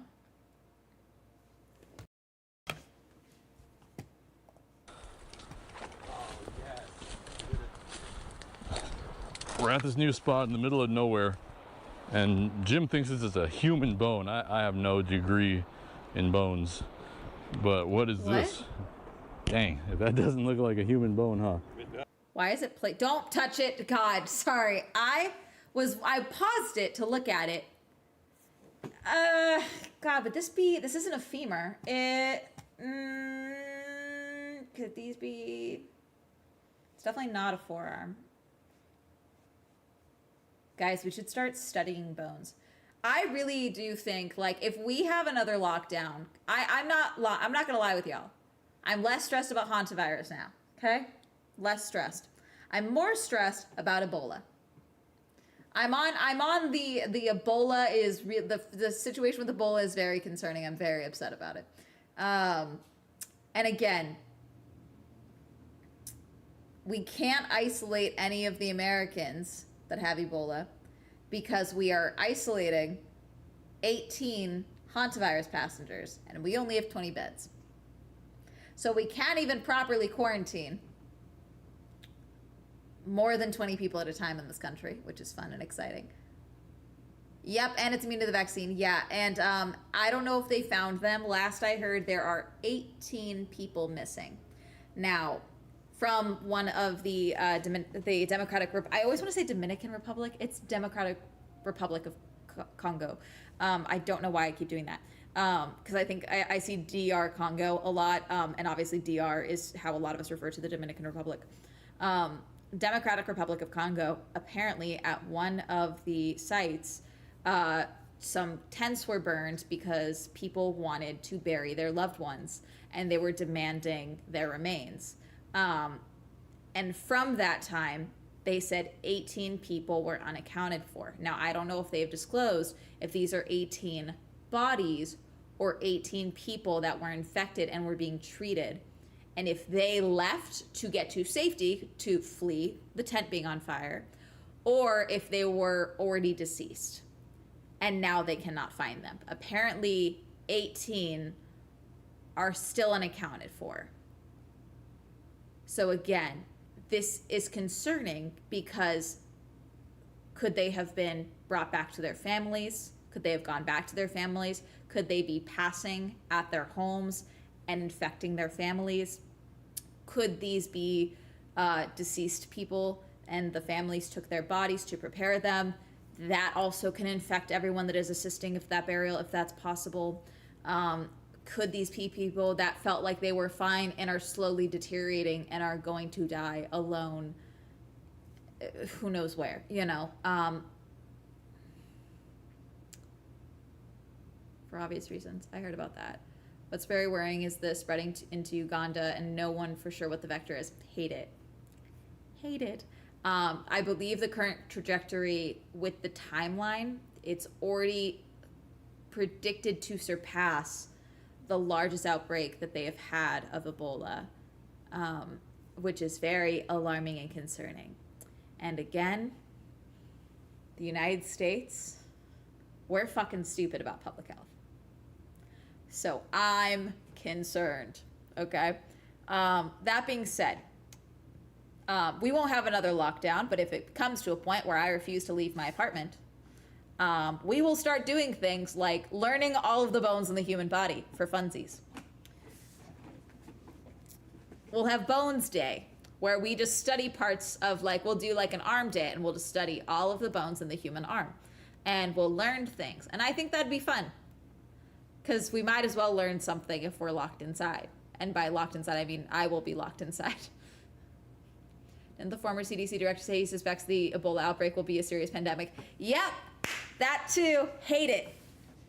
Thanks for having the same anxiety, LOL. I always feel a little crazy. No, guys, I am around so many people, okay? I was around so many people. I was masking this whole weekend. I was talking with a viewer who was also masking. She approached me while I was sitting without my mask. I put my mask back on. We were talking, and someone came up and was like, "I'm so sorry. Where did you guys get your masks?" And we were like, "Oh, we brought them." And she was like, "I have a mask, but it's stapled wrong." And I was like, "Oh, what do you mean?" She pulled out her mask, and what it was is that she didn't realize that she had the over-the-head ones.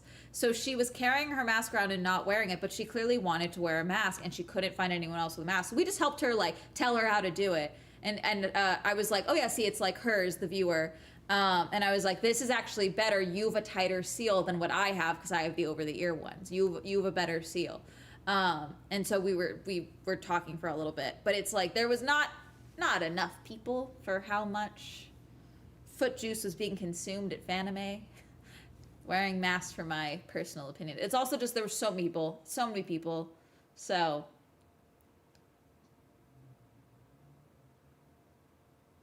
Does Doc Tortle fit into this? What do you mean, Doc Tortle? What do you mean?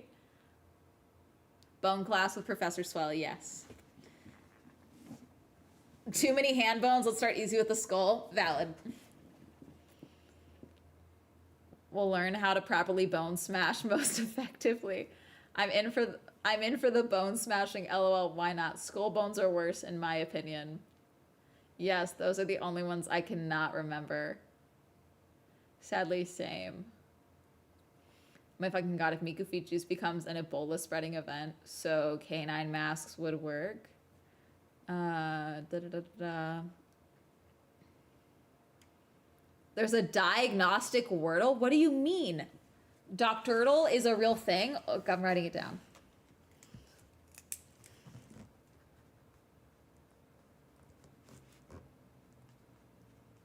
I'm sure we can find like high school level like bone tests where it's like, okay, now what? What bone is this? Like, I'm sure we could find like old school like study guide tests on YouTube and or on the internet that we can do like on stream. Doc Tortle sounds like a Pokemon. Valid. Skull bones are way worse. Anime concert, we could start with the hand, okay? And then we'll move up the arm. Are so bad. I love attending and vending, but like, mask please, especially fellow vendors.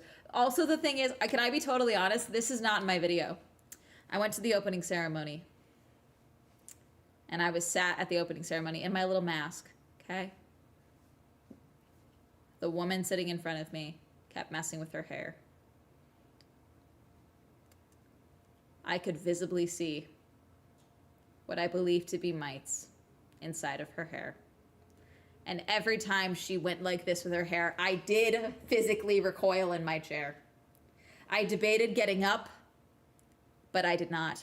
I did go back and I did scrub my whole body and my head. And unfortunately, I'm gonna be totally honest with you.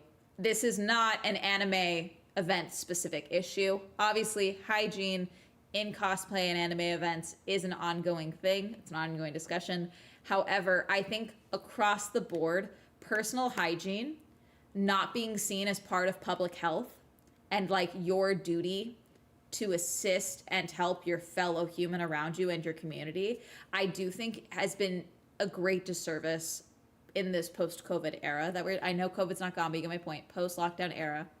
Because a lot of people don't even think about, I understand there's a myriad of reasons as to why someone would not be bathing, mental health issues and things like that. But when you come into a public space like a con and you are surrounded by so many people, especially after we have all lived through a global pandemic where hygiene was a big part of things, I think entering into an area where you're fiddling with your hair to the point that you clearly realize there's something in your hair, I think that becomes a separate issue of lack of conscientiousness for your fellow human and the person attending a con.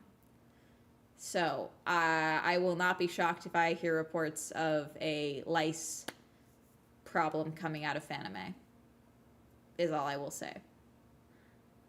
Have the beach apartment and the entire building owns the land across them. It was used to park the cars. They decided to improve the site and began digging, found an ancient burial ground. What?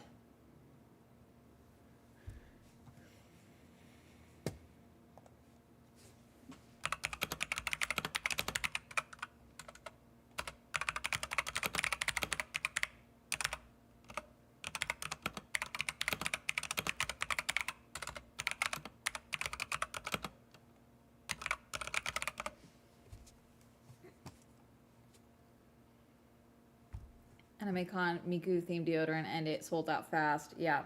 No, I mean, it's an ongoing thing. It's an ongoing thing of, like people dressing up like hygiene warriors, being stocked up with, what's it called? Like deodorant and soap guns, you know?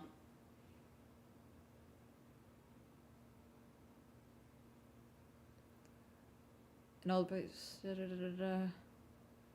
was everyone. I'll never forget when I saw a clip of someone from the military who had been like, like they were retired, and I believe was a content creator now, and they talked about one of the first things that you do when you go into the military is going through basic training is they do hygiene checks, like checking your nails, making sure there's no streaks on the underwear and things like that, because apparently a lot of men get into service and do not have basic hygiene.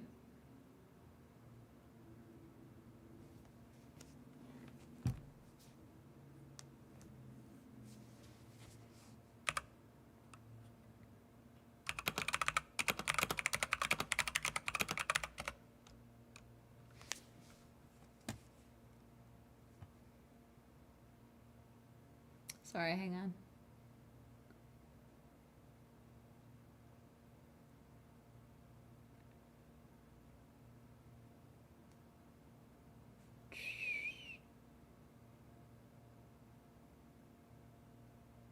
Ooh.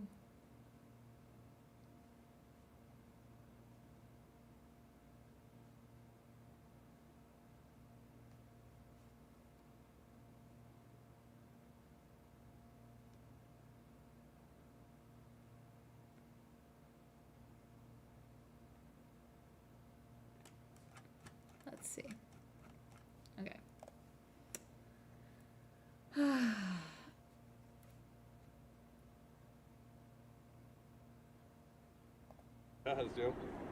If I touch it, will I get Also very cursed? true that bad hygiene can be bad at the military. Only one way to find out. All right. Just to give you a Gross. sense of the scale. Stop! Huh. Also, where did you find that? Because that's too perfectly. Did you take it out of the ground? Put it next to your leg. Would it be? Let's get It would be fibers a- on it. Let's get fingerprints on it. Let's get Dang. everything on it. I think so. It'd be right here under my kneecap is where it would start. Yeah, dude, that's a human bone. I'm not even kidding, dude.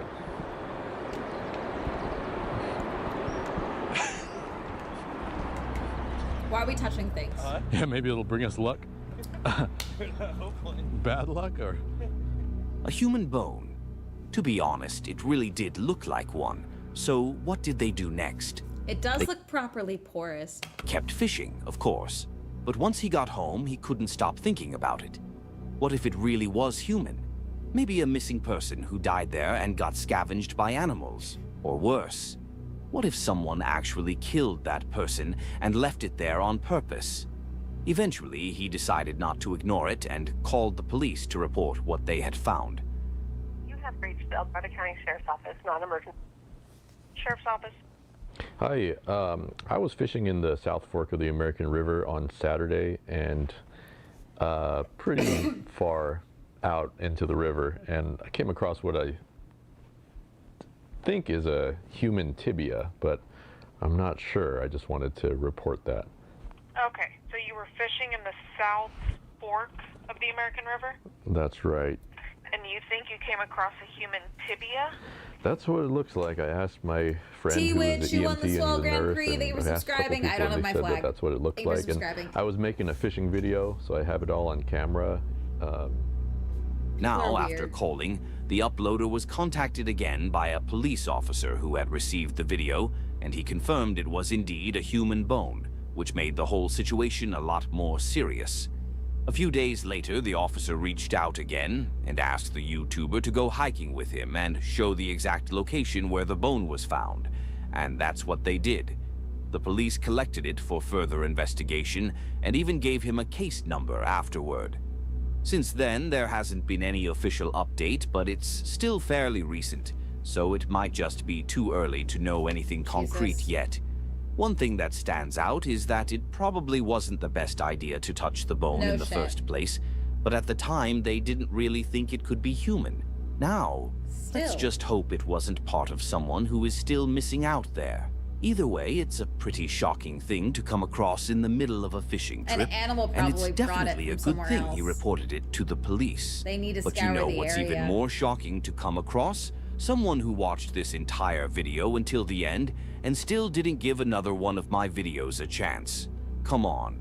The video on the screen is literally one that YouTube thinks you're going to enjoy for some reason, so give it a try and let me Let's know what you see. think. What was it? Real Horror Talk? Let's see if Real Horror Talk. Real Horror. See if we have a new video.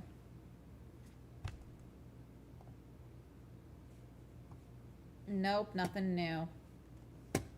That's okay. We have Chilling On Scares. August 15, 1989,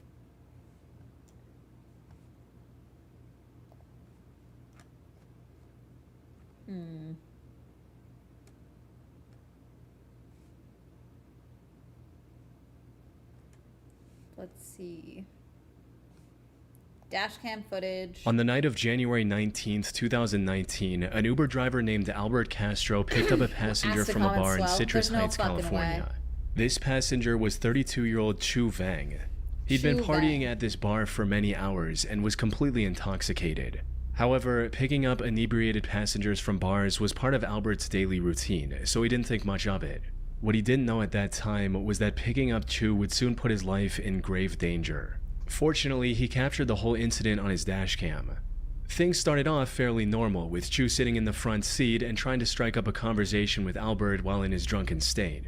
But then, out of nowhere, he started freaking out and saying things like, "You're gonna crash." Albert tried to calm things down and reassured him that he was not gonna crash. What Albert didn't realize, however, was that Chu wasn't fearing for his own safety. Nah. Why are you in the passenger seat? No, not in the passenger seat. Ugh, as a driver, I'd be like, no, I'm sorry, bro. No, I know they can do shit to you from behind, but still, you have options. This way, I don't like the passenger seat because they can grab the steering wheel. I don't like that. I don't like that. Instead, he was making a threat, because just a few seconds later, he did this. No, dude! He grabbed the steering wheel and turned it in his direction, sending the car swerving across two different lanes while going 65 miles per hour down the Business 80 highway. It was a miracle they managed to avoid hitting any other cars. Thankfully, Albert was able to react quickly and remove his hands from the steering wheel before he put them in any more danger. But There's so just many when he cars thought around the them. situation was under There's so control, many Chu made cars. another attempt, this time lunging at the steering wheel with his whole body. I hate this. Where we at? Where we at? Listen, Mac Road, man. We're going toward Mac Road. Yeah, where we at? You gotta let go of my hand, bro. Thanks, so. Where we at? What is his Heading fucking downtown. problem? We're going to South Sac.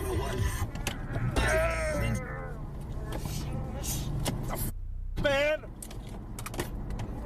What's your fucking problem? We're gonna go. You gotta let go, man. No, we're gonna go crazy. It took everything Albert had in him to keep Chu from causing a potentially fatal crash. And while Chu passed out and stopped fighting for a few seconds, it wasn't long before he was trying to reach for the steering wheel again. What the fuck is he on? I'm sorry. At this point, I'm elbowing you in the throat. Fuck off. You're a big dude, bro. You slam the elbow back. Slam it. I know you don't have much of an option because he's fighting you, but you gotta slam your elbow back and you gotta try and get to the shoulder as easily as you can. Holy shit. I love you, brother. I love you, brother. I hate this. I hate this. I was like, why is he cuddled up to him though?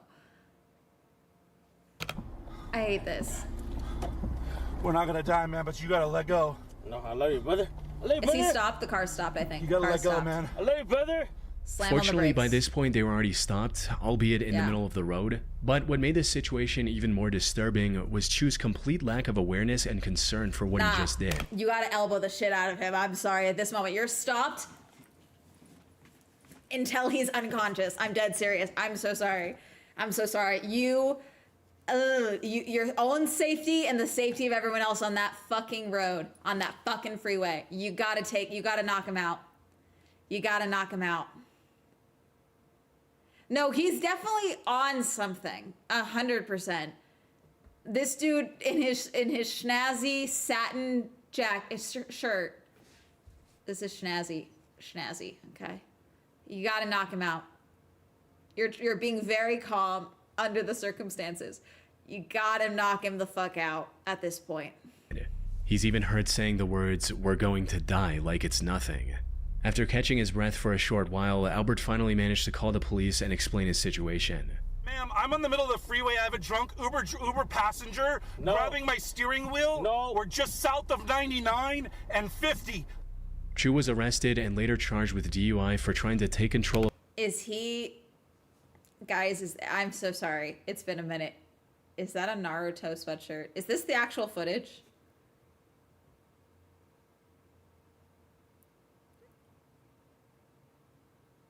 Dragon Ball? That's it. a moving vehicle while under the influence. Now, I wasn't able to find any reports on the conviction he received, as it's a pretty niche case without much of any news coverage. But given the video evidence clearly showing You pick up a dude in a Dragon Ball sweatshirt. He already gets in the passenger seat, and you're like, okay, cool. You don't want to get car sick? I get it.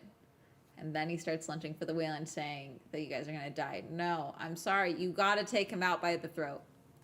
You got to.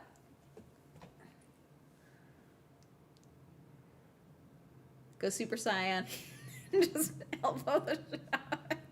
him committing the crime, there's a good chance he was hit with a felony and will never be allowed to drive again. Can I be honest? The only time I've watched Dragon Ball is growing up.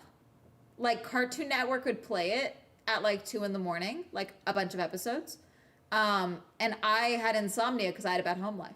So I would stay up all night, like as a kid, watching Dragon Ball, and I have never watched it in adulthood.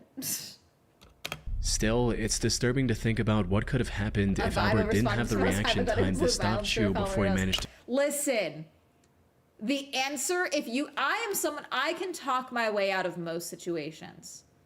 I rarely have to resort to violence, but I want you to make no mistake about it. I will resort to violence. I choose kindness. I choose the art of the spoken word to extract myself from a situation. As soon as you make it clear that that's not an option, I'm busting your teeth in, okay? I have no qualms about making it so you can't walk again, okay? If you put my life in danger, if you put the life of others in danger around me. Don't even get me started on if there's children around. I will find a way to incapacitate you for the rest of time, okay? I just want to make that, just so we're clear, I choose kindness. I have no qualms about going for the dick, the throat, the eyes. Okay? 0. Okay? Just so we're clear. Just so we're clear. to crash the car. Guys, you won't believe what happened. I took down the Chinese version of Drunk Under the Influence Goku. I watched most of Dragon Ball Z because of Cartoon Network. Yeah, but me with Yu Yu Hakusho on Toonami. Some of it doesn't age well. I couldn't ever make it more than a few minutes into that show. If you watch Dragon Ball as an adult, either watch the Japanese dub or watch the English dub of Dragon Ball Z Kai, but don't watch the English dub of DBZ specifically, okay? On February 10, 2022, 38-year-old Uber driver Christina Spikuza Please picked tell up me a she's man wearing a alive. ski mask from the small town of Pitcairn, Pennsylvania. Okay, already I'm driving off. I'll tank my rating. I'm not picking you up in a ski mask. I'm not picking you up in a ski mask. Bunny of Vale, you won the Swell Grand Prix. Ads on Twitch are getting ridiculous. I swear to God, sorry. I need money. Thank you for subscribing. I don't have the flag. Hi,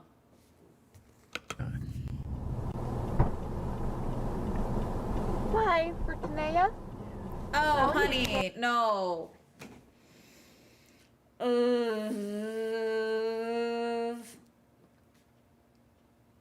Sorry, can I see your picture just so I'm so sorry, hon. Can I just see your face real fast so I can make sure you're the person in the photo?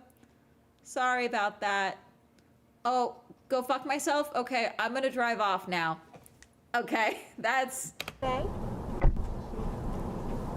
This woman better still be alive. If he kills her, I'm gonna lose my shit. The weather was quite cold, so she didn't find the mask suspicious. But the complete disregard for her questions, or at the very most, a murmured response, was unusual. Though she continued as usual and began driving to the requested location, not knowing that things would turn bad very quickly. I hate this. As they were about to reach the destination, the passenger made an odd move and shifted into the middle back seat. No. I don't like that he's also not buckled up for safety. What did Doris say? Our seatbelts! So we can be safe, okay? If you don't put your seatbelt on in my Uber, we're not going anywhere. Buckle up! Seatbelts for safety. Christina, it seemed like he was just trying to get a better view of the surroundings so he could point off the drop-off location. And sure enough, that's exactly what he did. Wait, what is right here? Up there. I hate this. He told her to stop in a secluded wooded area just before Monroe.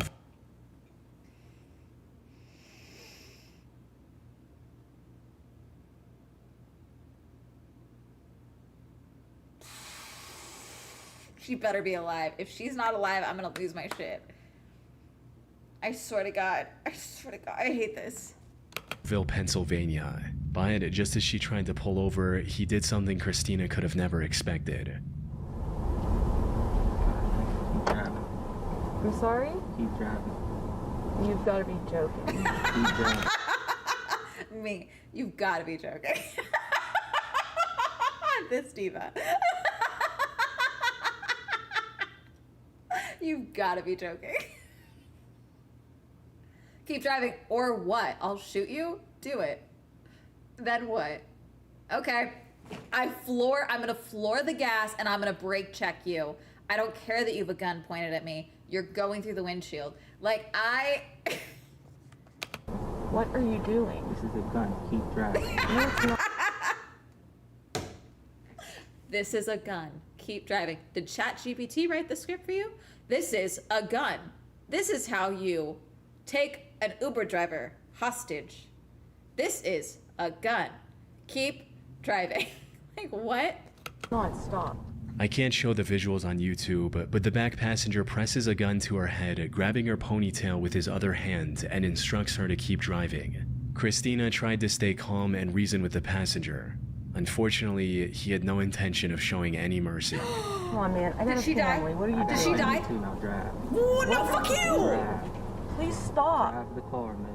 Why Just are you drive. doing Don't this? Don't make this so noticeable. Just drive. Why are you doing this? Drive the car. Okay. I'm sorry, I'm on my chair. Oh God, we're gonna watch this. We're gonna listen to this woman die, aren't we? Oh God, I hate this. Okay. Options. If you are in this situation and there is a gun pressed to your head, your hands are both free. You're gonna very calmly as possible. You're gonna keep one hand on the wheel and grab the arm, not the gun, grab the arm and shove it as far from you as you possibly physically can, and then you're gonna floor the fucking gas. Okay? You might get injured in this car accident. Okay? But you know what he definitely will be? Injured, because he's not buckled up and you have the airbag. It might hurt you, but at least there's not a gun pointed at your head anymore, okay? Then you're gonna brake check this fucker. You're driving into a tree or you're brake checking this fucker, okay? It's not guaranteed, but it's an option, okay? I am still in a ball. I hate this. I feel like you're saying this for yourself, Anada. I'm a writer. I have thought through every possible scenario of things like this, unfortunately. I am a writer with anxiety. I watch a lot of true crime, okay? I'm not gonna lie, I do think I could talk myself out of a hostage situation, mainly because I'm annoying as shit. Will they maybe kill me instead? Yes, always a possibility, okay?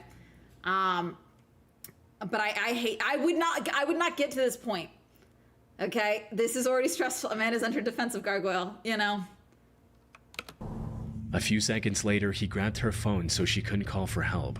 He He's also noticed driving. and disabled the dash cam that had captured everything to this point. Tragically, this also marked the last time Christina was seen alive. Her family reported her as missing when she failed to return home that night, prompting an immediate search and rescue effort to locate her. And after 2 days of searching, Christina's body was discovered face down in the woods near Monroeville with a bullet wound to the back of her head. After further investigation, authorities also found her car, which was somehow back in Pitcairn. Fortunately, this discovery allowed investigators to recover the dashcam footage, as well as dust from the passenger's fingerprints. Combined with the information from Uber about who booked the ride, these clues led investigators to identify and arrest the suspect 5 days later on February 17th. This turned out to be a 25-year-old man named Calvin Crew. Calvin denied the allegations and refused to talk about his motives. But the records from Christina's phone showed that he tried to access her banking apps multiple times after he'd already shot her in the head. Put simply, this was a robbery gone horribly wrong. You killed a woman in cold blood for no fucking reason. So already, fuck you. 2. Criminals really are this isn't the 80s, okay? Does no one understand the digital footprint? Like, can I be honest, okay? The David and Celeste case, okay? Celeste, may she rest in peace, okay? That guy's a piece of shit, okay? He ordered her an Uber to his house and then was texting her, asking her where she was when she was already dead. Why? Because he killed her, okay? Do people not know how phones work? Do people not know? You did a horrible thing. You took a life. In David's case, he also was a sexual predator and groomed this poor girl, okay? And then God, you're so dumb. It's awful. This is horrible. I hate this. He stood in front of a jury in February 2025 and was sentenced to life in prison without the possibility of parole for this cold-hearted crime. Yeah, it's an Uber driver. On the 17th of March 2014, 52-year-old John Williams picked up an Uber passenger at around midnight from a sketchy area in Chicago. However, what should have been an ordinary ride like any other turned into something that'll likely stick with him for the rest of his life. It began almost the moment the passenger got into the car, as she made a bizarre statement that left John confused. Oh, God. But before he had the chance to fully process what was going on, things escalated.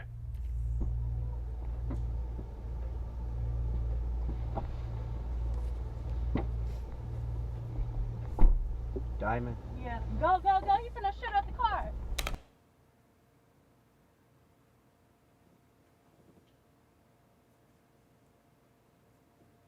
Now, why am I in it? Now, why would...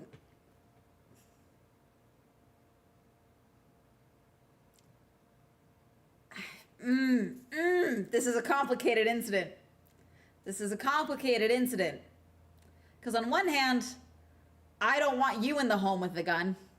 On the other hand, you have now put an innocent bystander who is just trying to make some money in the path of a weapon. This is this one's complicated. I would go, but you're getting out of my vehicle as soon as possible. I'm so sorry. Where do you need me to take you? I'll take you to the police station. We're not going to wherever you told me we're going. Absolutely not. Absolutely. I'm going to the cops. Someone just shot at my car. Absolutely the fuck not, you know? Oof. Wait, let's see if he does it. Shoot up the car. Yeah, go. Oh shit! No, we're going. No, girl. Ah. Oh shit! Hold on, Amber Alert. Deleza Fregoso. She was last seen yesterday. 2019 white Land Rover Discovery California 9D AW 715. Do we have more information? Hold on. Let's see. Sorry, I'm trying to get her photo. No description. Okay, so Bitly fucked up. No, don't convert the file. Show me the listing. I don't give me, I swear to God.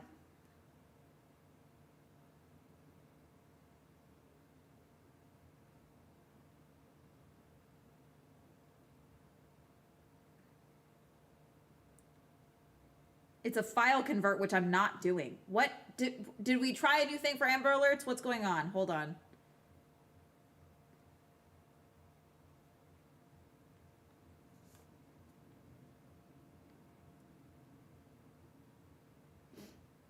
Okay, I found it. Los Angeles, Riverside, and San Diego counties last seen in Los Angeles, Alsace Avenue and Ferndale Street. Suspect appears to be her father. She's 4 years old. It's a 2019 Land Rover Discovery White. Last seen yesterday.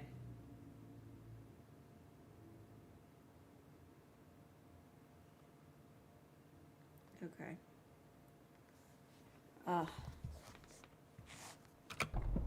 What is that? What is that is crazy. That?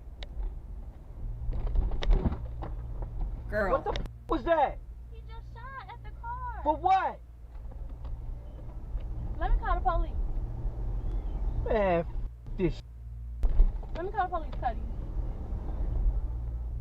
As soon as John started driving, someone actually opened fire and shot at the car. John stepped on the gas and didn't ease up, running a stop sign and hitting multiple speed bumps. The shooter turned out to be the ex-boyfriend of the girl John had picked up. He was even briefly caught on the dash cam, seen running after John's car as it drove away.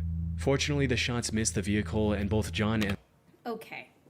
So, if you are ever this girl in this situation, okay? I'm going to give you some game as someone that has left a home that did not have a weapon in it, okay? But this is helpful. You're going to try and get as far as you possibly can on foot and hide. If that is in a bush of a neighbor across the block, whatever, that's what you do. You hide, then you call the Uber. Especially if you know that he is willing to shoot up a car and shoot you up. Run, hide. Then call the vehicle. Okay? Because she clearly knew that he would shoot out the car, because he did. Okay? Again, I'm not too much on you because you're clearly trying to get out of a bad situation. Okay? Not too much on you. But I'm just saying if there is ever a chance that this happens to you, get yourself to safety as quickly as you can. Hide. Do not just keep running. Do not be... If you're trying to get out quickly, she wasn't running and yelling, so I'm assuming she wasn't in imminent danger, okay, in this moment. She knew he had a gun. He probably threatened, I'm going to shoot up that fucking Uber driver or whatever. Who knows, okay? But she clearly did not feel that her life was in danger enough to the point, because she's not running out. She's not running, go, go, go, go, go. She's getting into the car and then ducking down and being like, go, go, go, because she saw him come out. So she knew he wasn't bluffing, okay?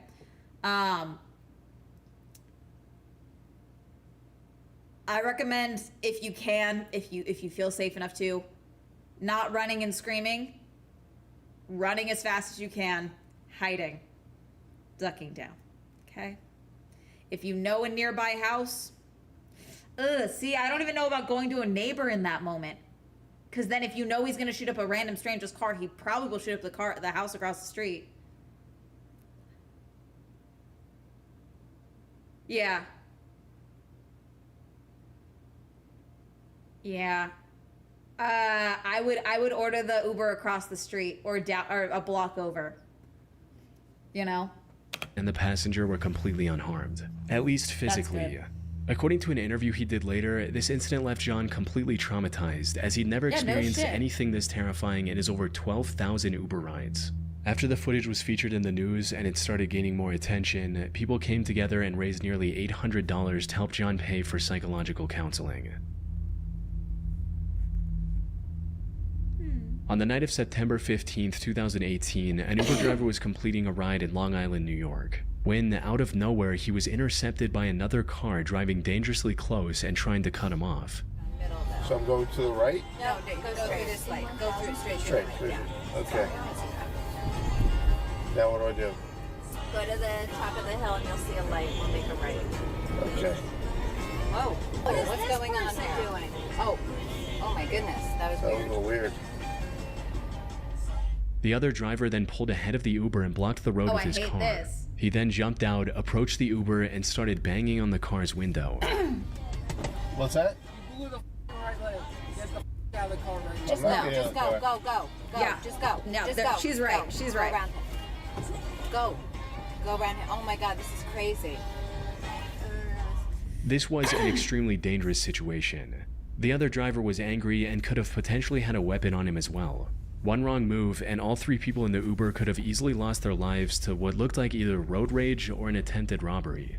Fortunately, the Uber driver made the right decision and kept his car locked. But when he tried to leave without getting into a fight, the other driver got back into his car and started chasing them. 911. Tell them we're being chased. Hi, I'm in an Uber car and we're being chased by another car who was threatening the driver. And we're on Vernon Valley. And he's pursuing us right now. He's pursuing us right now. He's chasing us in a car, in a white car. They were also approaching a red light, which made them panic no, even you're more, going. fearing that You're going. stopping would give the other driver a chance to get out and threaten them again. Coming up to a light. Now we're coming up to a light. We're resubscribing, Dello. We're gonna have to go through it. Dildo, welcome in. You want the He jumped out of the car. We're in a Tesla. We're in a Tesla. But then something incredibly lucky happened that none of them saw coming. Not only did the light turn green as soon as they approached it, they also found a cop car that was already patrolling the area. No, we have the passenger. There's a gentleman who stopped us and tried to have a fight with me, and he started pursuing us. He jumped out of the car. Yes. Yeah. Yes, that Yeah, guy. that's him. That's him. That's him. Don't go anywhere. That's him. Stay here. The cop managed to pull him over, allowing the Uber to drive away safely. And according to the video's description on YouTube, the driver was later arrested for driving while intoxicated. It's still unclear what the driver's intentions were or what would have happened if the police car hadn't been there when it was. Yeah, what fell out of the car when they opened it? Something fell out. On the 22nd of March 2020, an Uber driver picked up his passenger in Washington, D.C. and was looking for the right time to merge into traffic, when a random man suddenly opened the front passenger door and got into the car. What? Your day, Ben? Okay. This is why we lock our doors.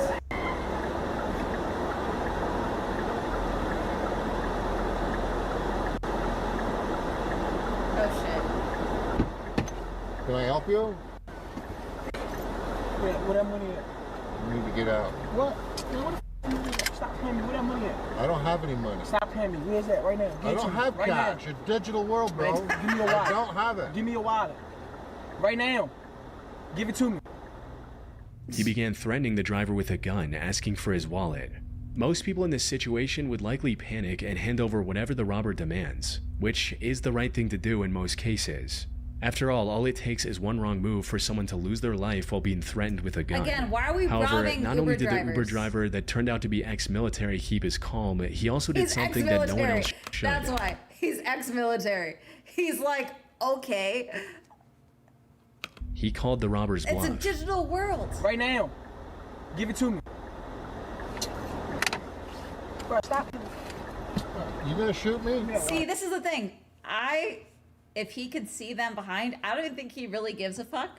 His buddies probably dared him. Hey guys, I got this. And he doesn't want to look cool. He doesn't want to look like a loser in front of his buddies and come out without the wallet. Like, he doesn't want to shoot him.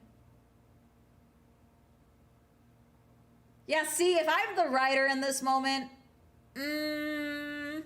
if the gun comes up, I'm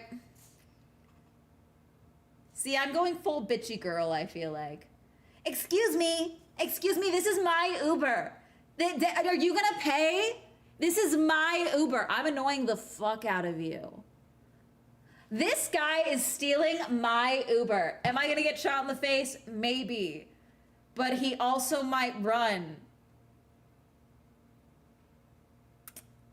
I'm going full bitch mode in this. But again, this is why we lock our doors, chat. Get the f out of here. You don't want to get shot? Come on, man. Give me that wallet, bro. No. Bro, stop playing before I hit you right here. Give me that wallet, bro. Get fucked. Me. It's out of my camera, too. Oh, look at you. Oh, look at you. Awesome. I'm not gonna lie, I'm super grateful for you right now. Well, you didn't do shit. You weren't helpful at all. Yeah. Yeah, I mean, that's insane. Before things could escalate any further, he stepped on the gas, forcing the robber to quickly step out. Yeah, now you're in my fucking car, bro. See, I don't know if you clocked it too. He said, get out of here, you don't want to get shot. He's packing too. This is America, bitch. You never know who's on the road. Yeah, you never know whose car you got into to try and rob. What the fuck are we talking about? What are we talking about? His actions may have been a bit reckless, but in the end they turned out to be the right call, as they saved both him and his passenger from losing everything. Unfortunately, there doesn't seem to be any follow-up information available on this case. Hopefully the robber was identified and taken into custody before he attempted to harm any more people. Oh my god. Absurd. Let's see. Police dash cam. Okay, so this is a dash cam. If it's a body cam, I'm pissed off. If it's a phone camera, I'm pissed off. This is a dash cam. It is on the dash of a car. I will accept a dash cam pointing inside the police car. Those are our only options. That is my only complaint with these videos, is when they're like, this is this type of video, but they clearly couldn't find enough, so they start pulling other random videos.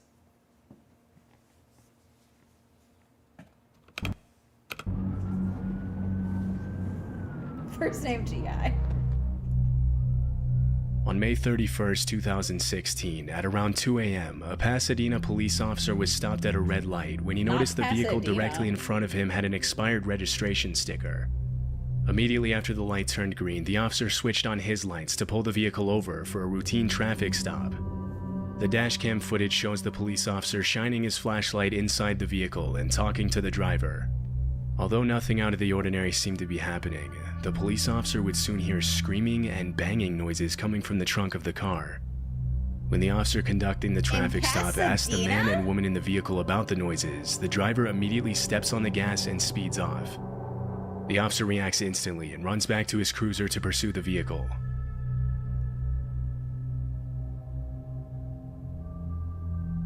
This is old footage too. After taking a wrong turn and arriving at a dead end, the driver of the getaway car can be seen frantically getting out of the vehicle and attempting to escape on foot, Fucking loser.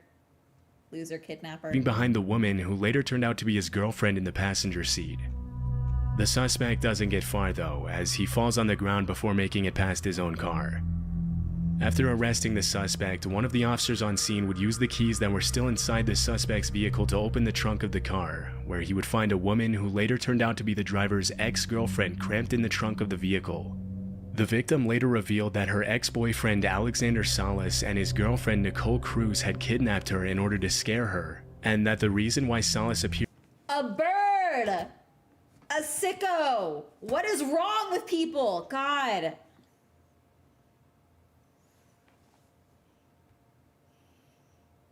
And this is what I mean when I say a man can ruin your life. A man can ruin your life in multiple ways. Even after you've left, a man can still try and ruin your life. Like kidnapping you. What the fuck?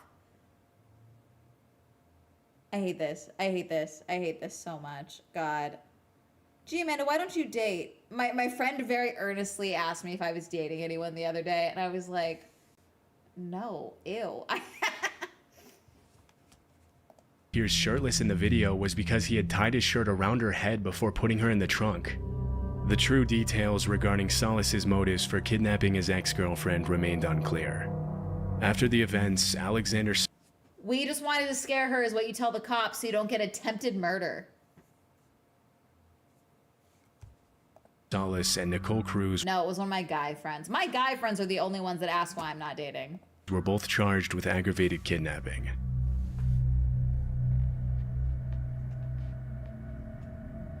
This dashcam footage was captured by a New Jersey police cruiser in the early hours of the morning of February 24th, 2023.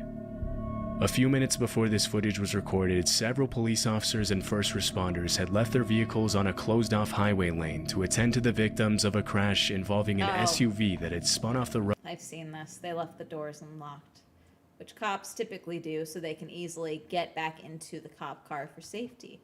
However, most people now know this because the keys are also usually inside the car as the car is running. After the driver had lost control of the vehicle.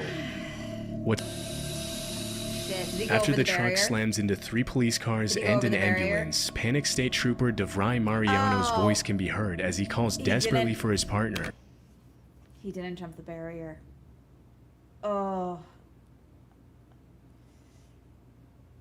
No one was in the car. He didn't jump the barrier, so the cop car got forced into him at the barrier.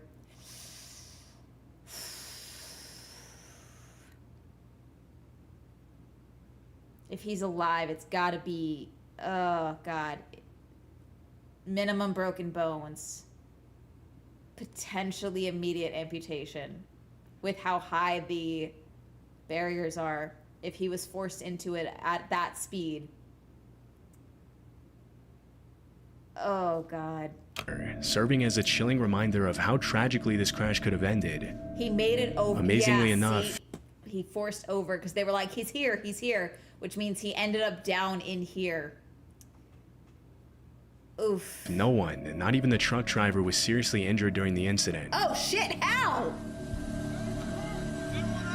Holy fuck, how?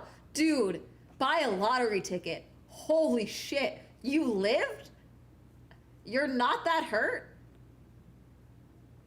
You gotta go buy a lottery ticket or some shit.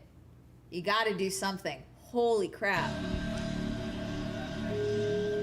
Dude, how the fuck?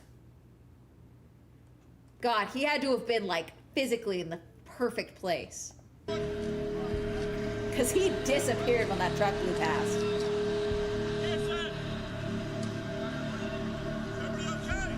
Although the 53-year-old tow truck driver was given a summons for the careless driving that resulted in 3 totaled police cars and a damaged ambulance, the factors leading up to the crash have not yet been revealed. Though many are suspicious of the driver falling asleep at the wheel or just not paying attention in general. It does happen. In February 2014, South Carolina Highway Patrol officers were instructed to be on the lookout for an old green Cadillac that had allegedly been involved in a kidnapping in Virginia Beach. On February 25th, state troopers spotted a vehicle matching that exact description at a rest stop along I-95 in South Carolina. The footage captured by one of the police cars shows a trooper cautiously preparing to open the trunk of the Cadillac. Oh dear God.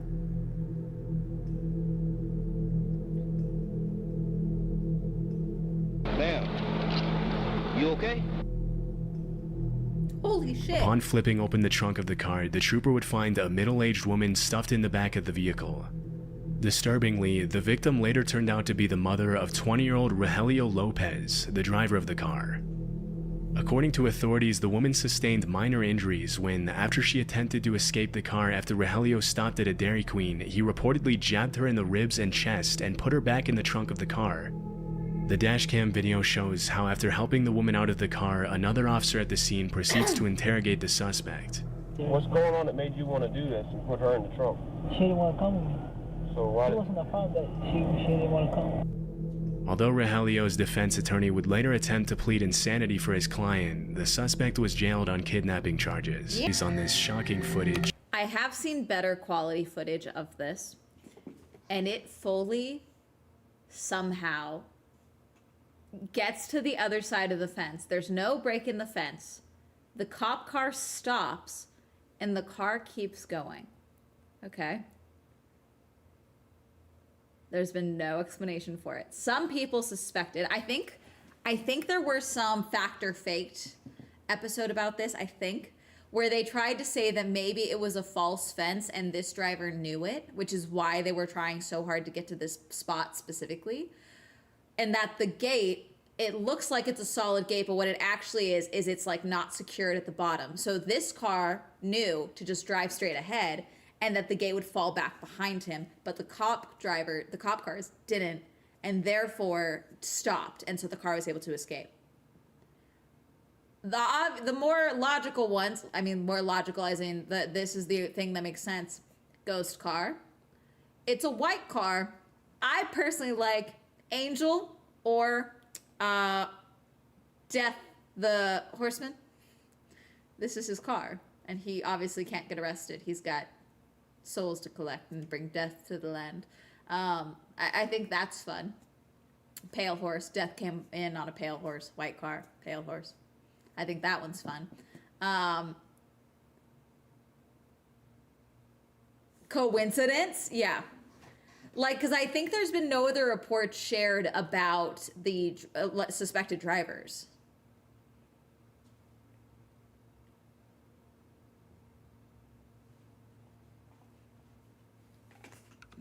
Is that the fence might not have been properly fixed to the ground, allowing the car to go straight through the fence. But this still leaves a lot of unanswered questions. To this day, the explanation for this eerie footage remains a mystery. It's crazy because on the version I saw, it is slightly sharper. The fence isn't moving as it would be if it had just smacked back into place, you know? There would be a ripple in the fence because it's just like, it would be doing that. It wouldn't be like moving like a flap. It would be like, it would be the force like reverberating through the metal, but it's not. Hence, ghost theory. This dashcam footage comes from a police car in a suburb of Chicago. In the video captured on May 10th, 2018, Sergeant Anthony Menino is seen putting himself and his car between a 2-year-old boy and oncoming traffic. Oh, I've seen this. Before the sergeant arrived at the scene, the small child was weaving in and out of a high traffic lane, running dangerously close to the trucks and cars that were passing by at high speed. I hate these ones. According to reports, Menino originally thought that the child was a stray dog, but after realizing because children somehow yearn for the traffic lanes. They always find the cars, unfortunately, when they get out of the house and stuff. It's horrible. it was actually a little boy running a few feet from traffic on Route 59, he immediately got out of the car and ran to the child's rescue. 31, trying to corral a 1-year-old boy running across 59, just north of North Aurora. Hey! Hey! Hey! Hey! Come here!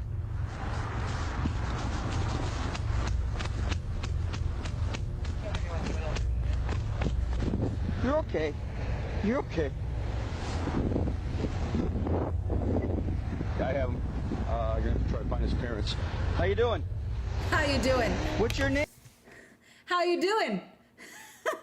Name? Yeah, please put pieces together. We're in front of the Old American sale. Hold on, hold on, hold on. Always so scared. Videos like this one raise an obvious and very concerning question. Where were this child's parents? Fortunately, in this case, the boy's mother showed up a few minutes later, understandably emotional about the incident. It was later discovered that the family lived only 2 blocks away from the spot where Menino found the child, and that the boy had run away from his mother in the blink of an eye. Had Sergeant Menino not been there at that exact moment, there is no telling what could have happened to the little boy. Running straight into traffic is crazy. This unsettling dashcam footage shows the police's response to a report of 2 people in clown costumes harassing civilians and chasing after cars in the early morning hours of October. The clown We've seen this one. jail as a probation measure. The other clown was let off with a warning.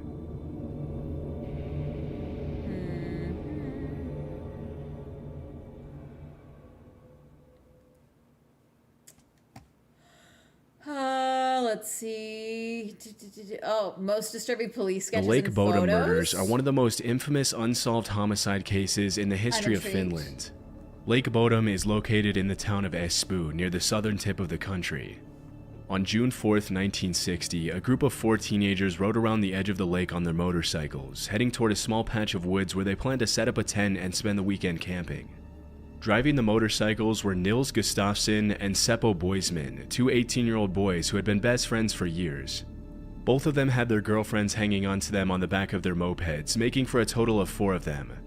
Riding behind Do we Seppo was not- 15-year-old Tuulikki Maki, who had introduced her own best friend Irmeli Jorglund to Nils just a few weeks after she started dating Seppo. And now, just a few weeks after the 2 couples had become official, they were off to welcome the summer with a couple's camping trip.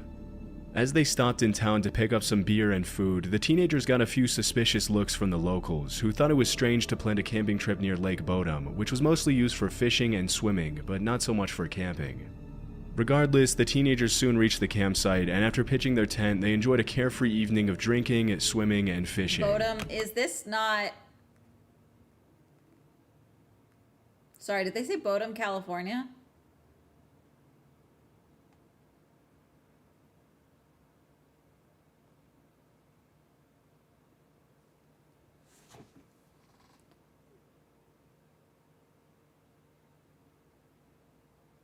No, it's Finnish, is it? No, it's in Finland. Okay, sorry. This started sounding very similar to Zodiac, but I believe that was 1 couple, not 2 couples. So I was like, because I think, sorry, I'm thinking, was it Bodhi? Is that what I'm thinking?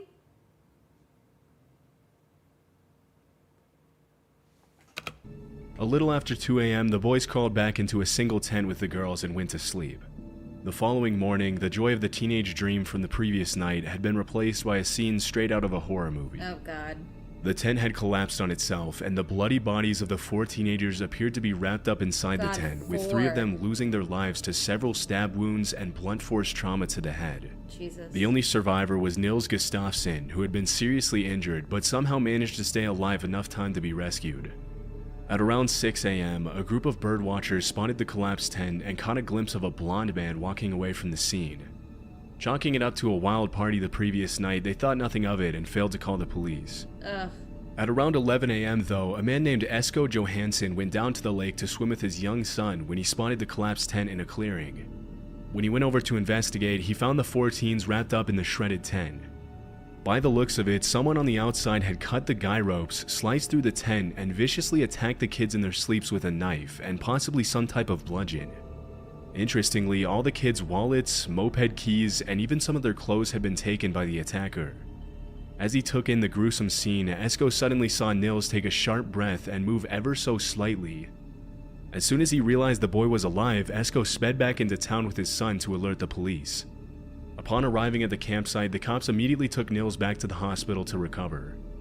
Although he had suffered from serious brain injuries, Nils recalled the face of a blonde man dressed in black and red staring down at him through a hole in the tent before the attack. From his description, police were able to make a sketch of the suspect, which has since become infamous for its disturbing nature and the man's cold, lifeless stare.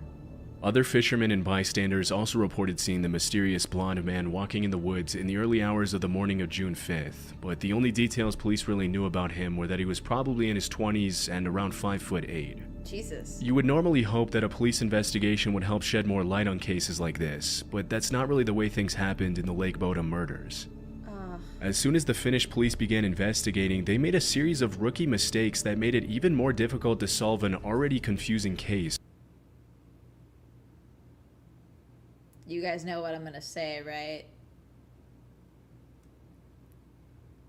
They're all dead. So, well, one of them isn't, but still. Starting with the It was a fact that they different failed to put police time. I tape still around the don't like crime it. scene, leading to the tampering of potential key evidence.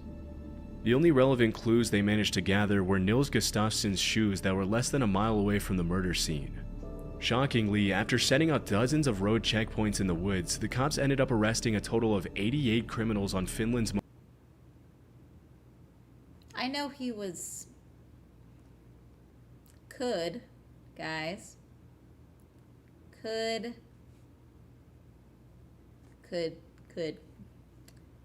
could the blonde man, could it potentially be, has it ever been floated that potentially, again, he survived a horrible attack. I don't want to deny that. Could it potentially be that this was Nils himself? He is also a blonde man. And then he did damage to himself after moving his shoes a distance away.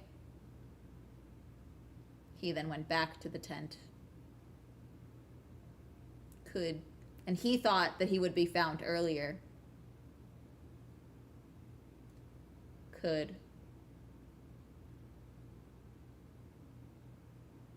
don't know, people are weird, dude. Most wanted list, but none of them was the Lake Bodom murderer. As the investigation progressed, the cops narrowed down the list of suspects to 2. The main suspect His was shoes being the one that were found that far away is a random coincidence, obviously. a man named Vala Jolstrom. Jolstrom had a history of violence towards campers, and it wasn't shit. Wait, is he 5'8"? He looks bigger than 5'8". unusual for him to throw rocks at people who tried to set up their tents in the woods, and even put razor blades in their apples for them to swallow. What? Even though he confessed to the murders to his neighbor while he was drunk, his wife provided a dodgy alibi for him, which the cops ended up believing for some reason. Some sources claimed that on her deathbed, Jolstrom's wife took back her statement and confessed that she lied about the alibi, but this was never officially confirmed.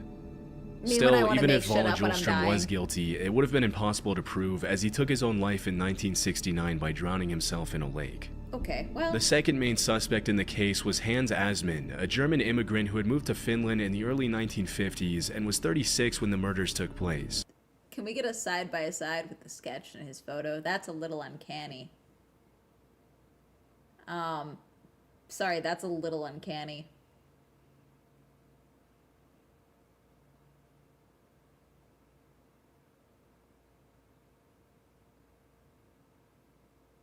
Can we get a side-by-side?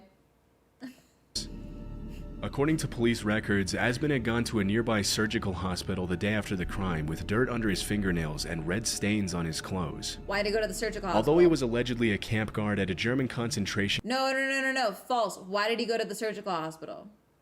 Was he injured? Did he cut himself? Why would they have record... Okay, camp and was later linked to the murders of other teenagers in Finland. Hans had a rock-solid alibi for the evening of June 5th and was... What do you mean other murders of teenagers? What do you mean? What's going on in Finland? Guys, what's going on over there? What? Have we shown Nil this guy? Has he looked at this man in the eyeballs? Was never arrested. With the 2 men cleared, the police only really had one lead left.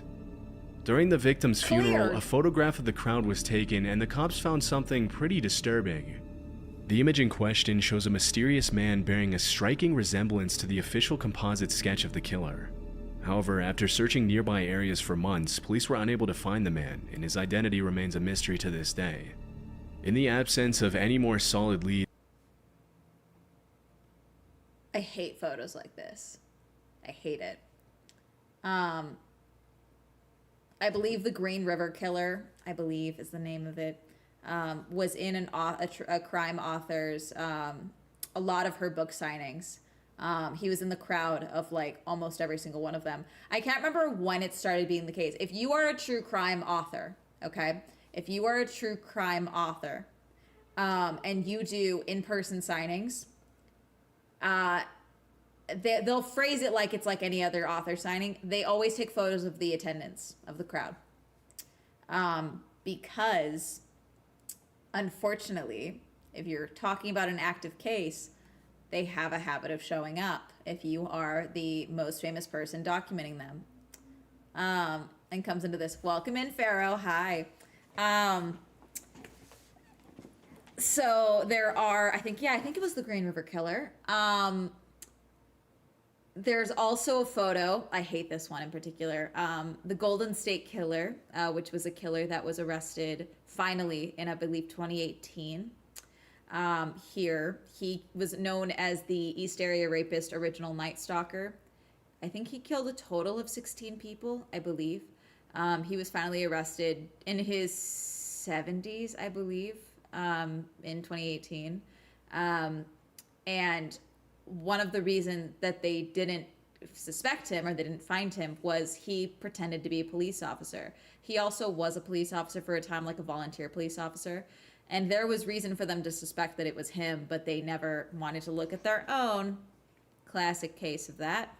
But there is a photo of a town hall talking about I think it was when it was during the East Area Rapist time of things, where there weren't technically deaths, but he was breaking into homes and assaulting people. And there is a photo from the audience, and he is lounged in the back, and he's like lounged out listening to them detail his crimes against women in the neighborhood. Happens with arsonists. Oh yeah, no, arsonists, part of a lot of arsonists want to see the result of the fire they have caused. They want to see the devastation. They want to see police and EMTs. They want to maybe see bodies being wheeled out and firefighters show up. The other phrase is firebug, but I feel like they don't like using that because it sounds cutesy. But yeah, arsonists do show up still in the scene of the crime, but not necessarily the immediate aftermath is more common with arsonists, is my understanding. Hi, we talk about the horrors here. There is at least one pretty famous arsonist who was a firefighter, if I remember correctly. Yes. Pervs, yes. This is also very common in Angels of Death,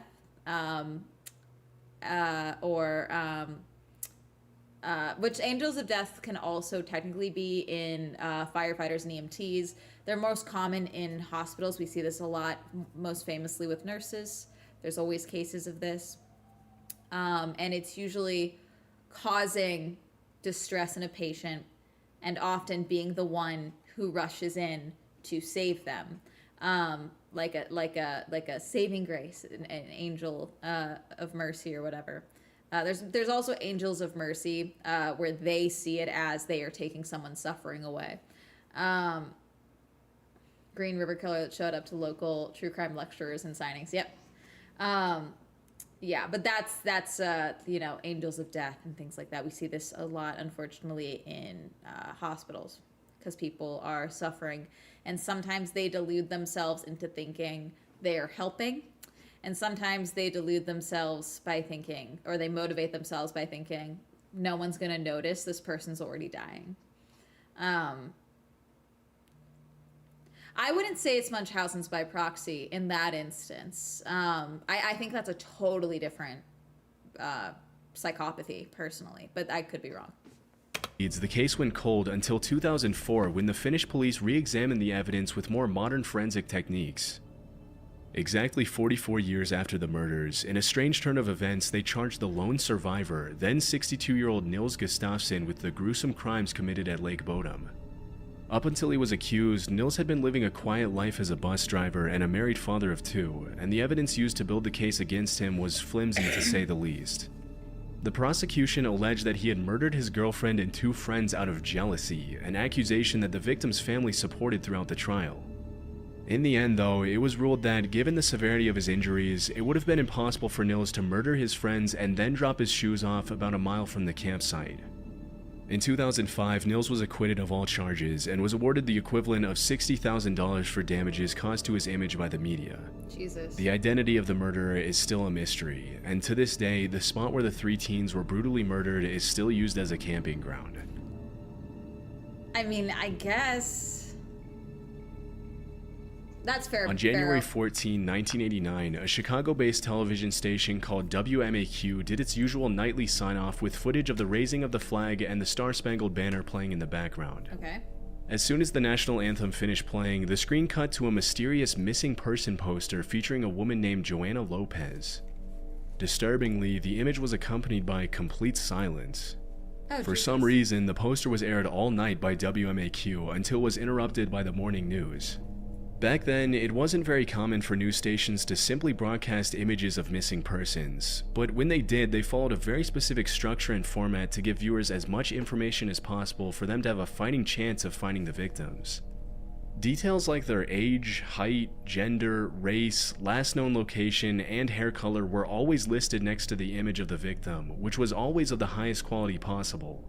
In Joanna Lopez's case, however, none of those crucial details were included, and all we can really gather from the poster with the extremely grainy and...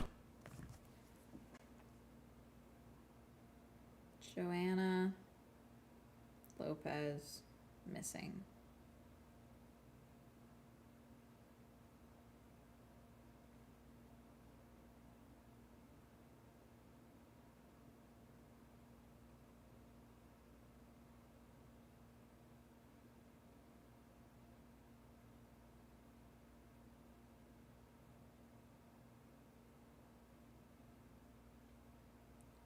Okay.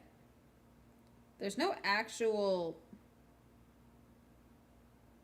It's only referred to as the missing person clips. There's no actual report seemingly of missing... Okay, there is a similar report.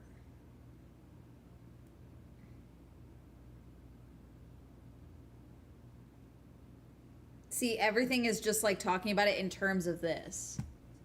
Eerie image is her No, I name. heard concentration camp. 2 years later, in 1991, the same poster was shown on WMAQ, but this time there were a few key differences. I don't know how close the timeline fits. Although the name and phone number were the same as in 1989, the image appeared to have been cleaned up, which made it easier to see Joanna was wearing sunglasses. Strangely, in the 1991 broadcast, the image was only shown for about 10 seconds before cutting to a screen filled with colored bars. I was able to find that the number listed below the poster corresponded to the Youth Division office of the Chicago Police Department. After digging even deeper, I found that many of the missing person announcements made by the Chicago Police Department back then were pretty similar in appearance, with a diagonal banner intersecting the image, as well as a phone number and last known location below the picture. However, again, for some reason in Joanna Lopez's poster, you can only see a phone number, making it even more difficult to locate her. What's most disturbing about the incident is that Joanna Lopez can't be found on any databases for missing people or any other kind of national directory. Her name doesn't come up anywhere, no matter how far you look back. The lack of information on the alleged victim has led many people to believe that Joanna is either dead, she never went missing, or that she never even existed at all. One theory that has gained massive traction on Reddit is that Joanna's face could have been artificially constructed or somehow digitally modified as part of a prank played by someone at the studio, or by a hacker who somehow managed to get into WMAQ's system. With about 8,500 people going missing each year in Chicago between 1989 and 1991, it's also possible that Joanna Lopez was simply another victim of the widespread violence in Chicago in the early 90s. And that the Youth Division used the terrible quality image as a last resort to see if they could get someone to recognize her.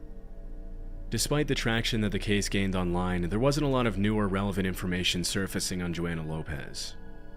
In 2022, however, a couple Reddit users claimed to have contacted the WMAQ station. When they asked about the mysterious broadcast, they were told that the records showed that the information had been submitted anonymously by a source who claimed they would call back later and never did. Okay, well, what do we do? Other requests for information to the FBI and the Chicago PD came back with no matches, making it possible that Joanna Lopez never really existed. To this day, the Joanna Lopez subreddit remains active with all kinds of updates, but so far nothing conclusive has surfaced. The mysterious nature of the case leaves all kinds of questions unanswered. Could her name have been an alias? Did she ever even exist? If so, what really happened to Joanna Lopez? We'll likely never know. It also could be she was hiding from someone and they were trying to find her. And this was just the only photo they had of her. Which is why there was never actually an official missing persons case. Because that could make sense. If they're saying that it was someone reported in. On May 3rd, 2007, 3-year-old Madeline McCann was on vacation with her parents Kate and Jerry and her 2 younger siblings at the Ocean Club in Praia da Luz, Portugal. In the evening, her parents went to dinner with a group of friends at a restaurant in the complex about 100 yards from the holiday apartment they were staying in. Because of their young age, Madeline and her 2 younger siblings stayed back in the apartment. Before leaving for dinner at around 8:30 p.m., Kate and Jerry left the door to the apartment slightly open. Throughout the night, the McCanns and their friends took turns checking on each other's children, and when Jerry went to check on Madeline and her siblings at around 9 p.m., he noticed the door was in a slightly different position than he left it half an hour earlier. I hate this. 15 minutes later, Jane Tanner, one of the other parents in the group, went to check on her kids and noticed something suspicious. As she walked past the McCann's apartment, she saw a man with long hair, bushy eyebrows, and a mustache carrying a child and The walking down the McCanns? hallway. They have not solved the Madeline McCann story. They have not solved the McCann story. She didn't think much of it at the time, which she later came to regret. At around 10 p.m., just 45 minutes after Jane came back to the table, Kate McCann went back to the apartment and noticed the door was now completely open. Fearing the worst, she stepped into the room, and that's when she started living every parent's worst nightmare. Madeline was missing, the windows were open, and the shutters were up. In a panic, Kate went back to alert her husband, her friends, and the staff at the club complex. Unfortunately, nobody could find Madeline, and the next morning, an official police investigation was launched. For an entire year, the situation went from bad to worse for the McCanns, as Kate and Jerry were later formally labeled as prime suspects in the disappearance of their daughter and blamed for the entire incident in a Portuguese newspaper. However, the accusations were later dropped as Jane Tanner made her statement about the suspicious man she had seen carrying a little girl close to the McCanns' apartment around the time of the disappearance. Jane's description of the man matched the statement given by Gail Cooper, another tourist who had reported seeing a similar suspicious man walking around the complex in the days leading up to the disappearance. When asked about the man, Gail said, "He made my blood run cold and gave me the creeps. He seemed really strange. He said he was collecting money for an orphanage in nearby Espiage that was caring for 3 children whose parents had recently been killed in an accident on the Main Coast Road. The man was rambling and becoming agitated. I thought he was a con man trying to pull a fast one." It was later. Did I ever tell you guys about the time a woman trying to scam the baby clothes store came in with a photo of Madeline? Did I ever tell you guys about this? I was about 19. Yeah, because you're still at the old location. A woman came in. We were busy. And so I think she was hoping I would just make a gift card and go about my day. She showed a photo of Madeline McCann. This was God, I was 19, so she came in. It was an older lady, and she was like, "Hi, I don't know if you've heard this story." And she told a version of this story where it was Madeline's family that was killed, and she was alive, and had her photo, and it was that photo. And I didn't even clock it at the time because I don't think I had heard about this case much at the time. But like the story was weird and she was behaving weird. But basically the story is that not that her parents were missing, her parents were killed on this trip, and that this poor girl is now all alone, and some family is taking her in, and we are working together with the church to get her clothing and gift cards, and we were just hoping that you could donate a gift card. And I do think that this was not someone associated with the case or anything like that. I do think this was someone trying to scam the baby and kids clothes store, because our gift cards did resell for a lot. I worked at a big brand company, and our stuff, it was not uncommon for people to come in, buy a bunch of our discount items on our, because we had a bitch and clearance section, and then sell them in other countries. Specifically for us, it was in Mexico. I didn't particularly care. It's not my job to care about those things. But also they would get gift cards and sell them. Some people would try and return items that had been sold other places, things like that. Our gift cards would resell for a lot because of the clearance section, you could get a lot of baby clothes. And kids always need new clothes. So a lot of people would come and buy cheap items, sell them higher. It's one of those replenishing, markets. Kids grow out of clothes all the time. Super weird. I was 19. I told my boss about it, and she was just like, that's a corporate request. Like did not understand where I was like, hey, I recognize this photo, but I think she was full of shit. Like it was just like, and she was like, that they'd have to go to corporate for a gift card, type of thing. Pick up a random kid from Facebook instead of a famous missing child. Criminals are so stupid. I think that's why she went to me and not my much older coworker.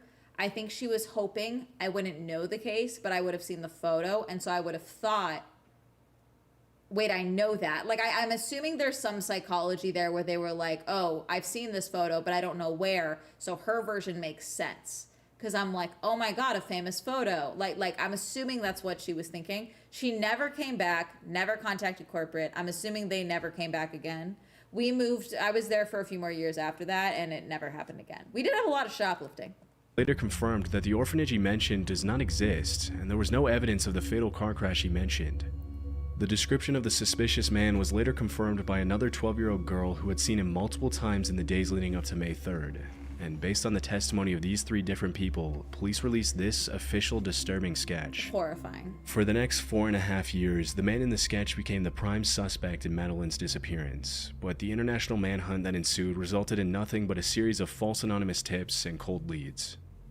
In 2012, it was revealed that the man Jane Tanner had seen had simply been an innocent dad carrying his daughter down the hallway, and he was in no way connected to the suspicious con man who had tried to collect money from Gail Cooper. In 2013, a new digital render of another man who was allegedly seen walking near the club complex in 2007 Okay, so was those released, are 2 different dudes. and he didn't look anything like the previous suspect. Those are 2 different dudes. Although the case continued to receive funding, the investigation went cold for the next several years, during which Kate and Jerry McCann continued to suffer and miss their daughter. In 2019, an 8-part Netflix series was released about Madeleine's disappearance, and less than a year after that, police announced they now believe the man responsible for the crime was a man named Christian Bruckner. Christian Bruckner owned a suspicious Volkswagen camper van that was found near the club complex where Madeleine disappeared. After being seen driving the van in the area on the night of May 3rd, Christian allegedly confessed his involvement in the crime to a man at a bar. What? Shortly after the disappearance, Christian and the other man were sitting in a German bar when a news report about Madeleine's disappearance came on TV. That's when Christian allegedly said something to suggest he was responsible for her disappearance. Even though he later denied his involvement in the disappearance to the authorities, police are still investigating him to this day, and it's possible they'll soon make a break in the case.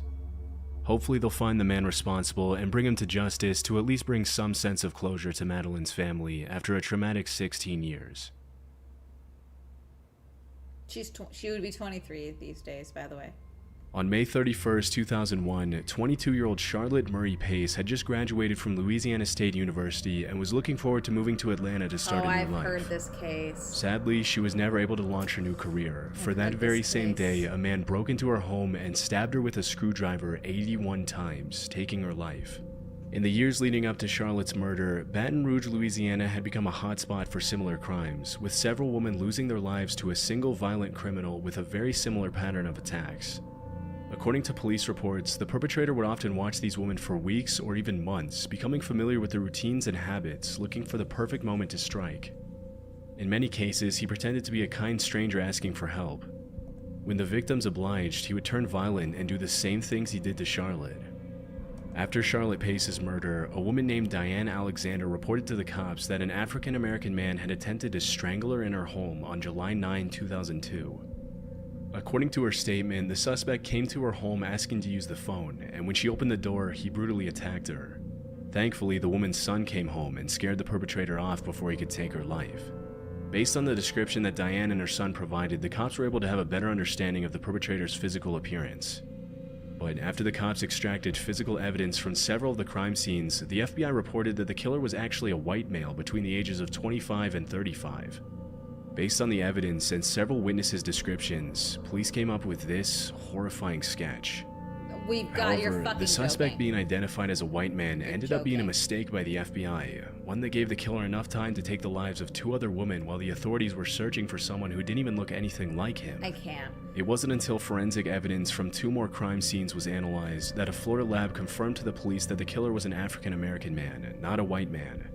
While these killings were taking place in Baton Rouge, there were more guns sold in Louisiana to terrified women who wanted to arm themselves than ever before. Jesus. Fortunately, it didn't take long for the authorities to collect a DNA sample from their prime suspect, a man named Derek Todd Lee, who had been previously arrested in the years of the murders for domestic abuse and stalking.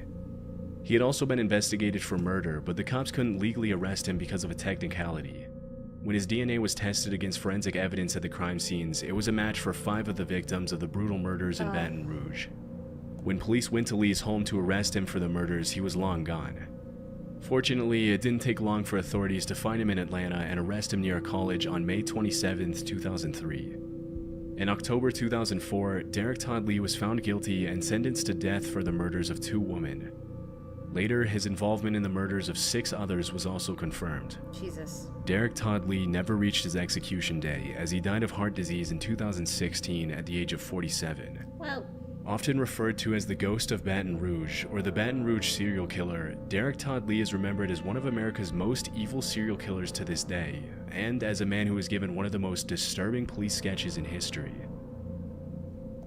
yeah, maybe he was wearing makeup? Let's see.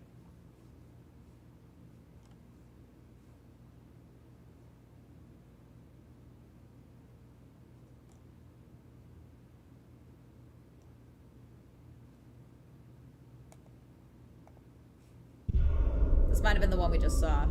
Hold on.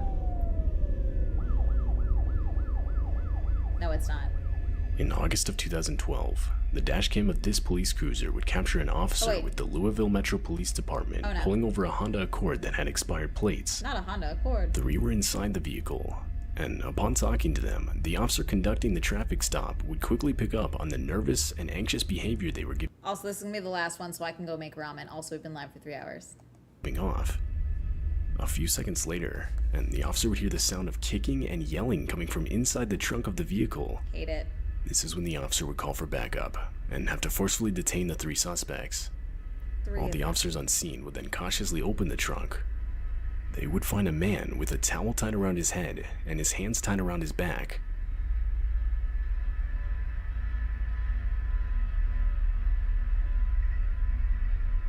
The man inside the trunk turned out to be the owner of the vehicle. He had been working the closing shift at a Circle K gas station 7 miles down the road. Once he closed up the store and started walking to his car, he would be attacked. The 3 suspects would then steal the man's car, but rather than leave him behind, they would tie him up and stuff him in the trunk of his own car before fleeing with it. Following the incident, the 3 responsible would be arrested. They were later identified as 27-year-old Trent Bly, 27-year-old Joseph Davis, and 28-year-old Brittany Elder. What they had planned to do with the victim is still unknown.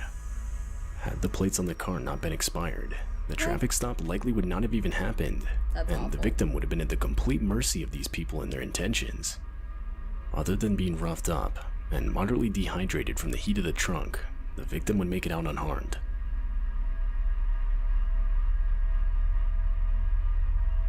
On December 19th, 2017, the Tucson Police Department in Arizona would receive a disturbing call reporting a man who looked to be impersonating an undercover cop. The caller stated that he, along with a couple friends, had been parked on the side of the road when a man claiming to be an undercover cop pulled up next to them. He further stated they had all been searched, and one of them was even put in handcuffs. The police would verify that whoever they were with was in no way affiliated with law enforcement. Multiple police would be sent to the scene. However, when they arrived, they were informed by the group that upon calling the police, the impersonator would hastily drive off, even leaving one of the guys still in handcuffs. How's it going? You guys live here? You guys live here? What are you guys doing? 74. Can you log me up for duty?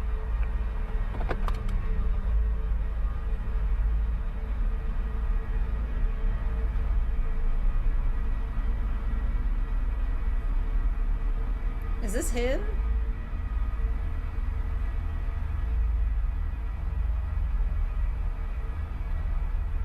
What the fuck? Days later, detectives were able to track down the identity of the impersonator, and he would quickly be arrested. With the help of a search warrant, officers were able to confiscate multiple items used during the incident. These included a white 4-door sedan with built-in red and blue flashing lights, a radio earpiece, a baton, and a dashcam. Upon further inspection of the dashcam, police found that it had been recording the whole thing. Jesus. Not only that, it also showed multiple other times that the impersonator had pulled over and confronted different people. What?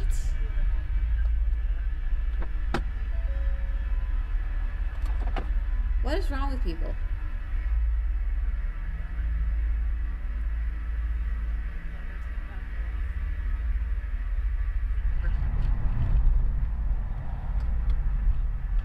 What is this, a fetish? What are we doing?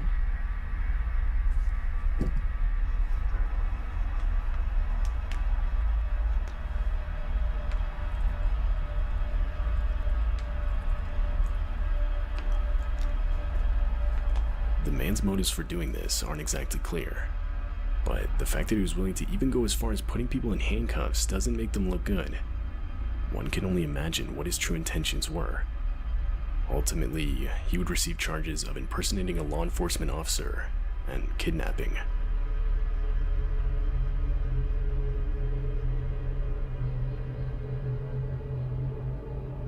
This dashcam footage shows the response to a 911 call reporting a burning truck. The call was made in the late hours of February 11, 2017 in Glen Heights, Texas.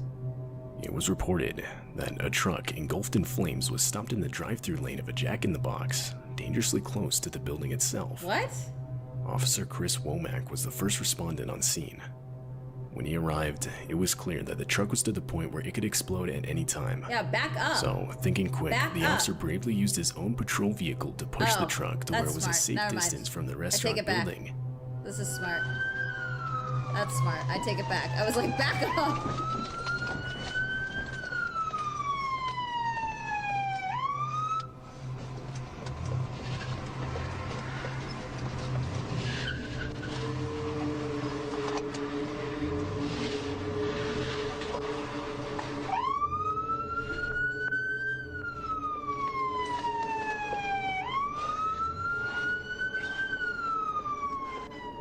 The act was able to save any damage to the building.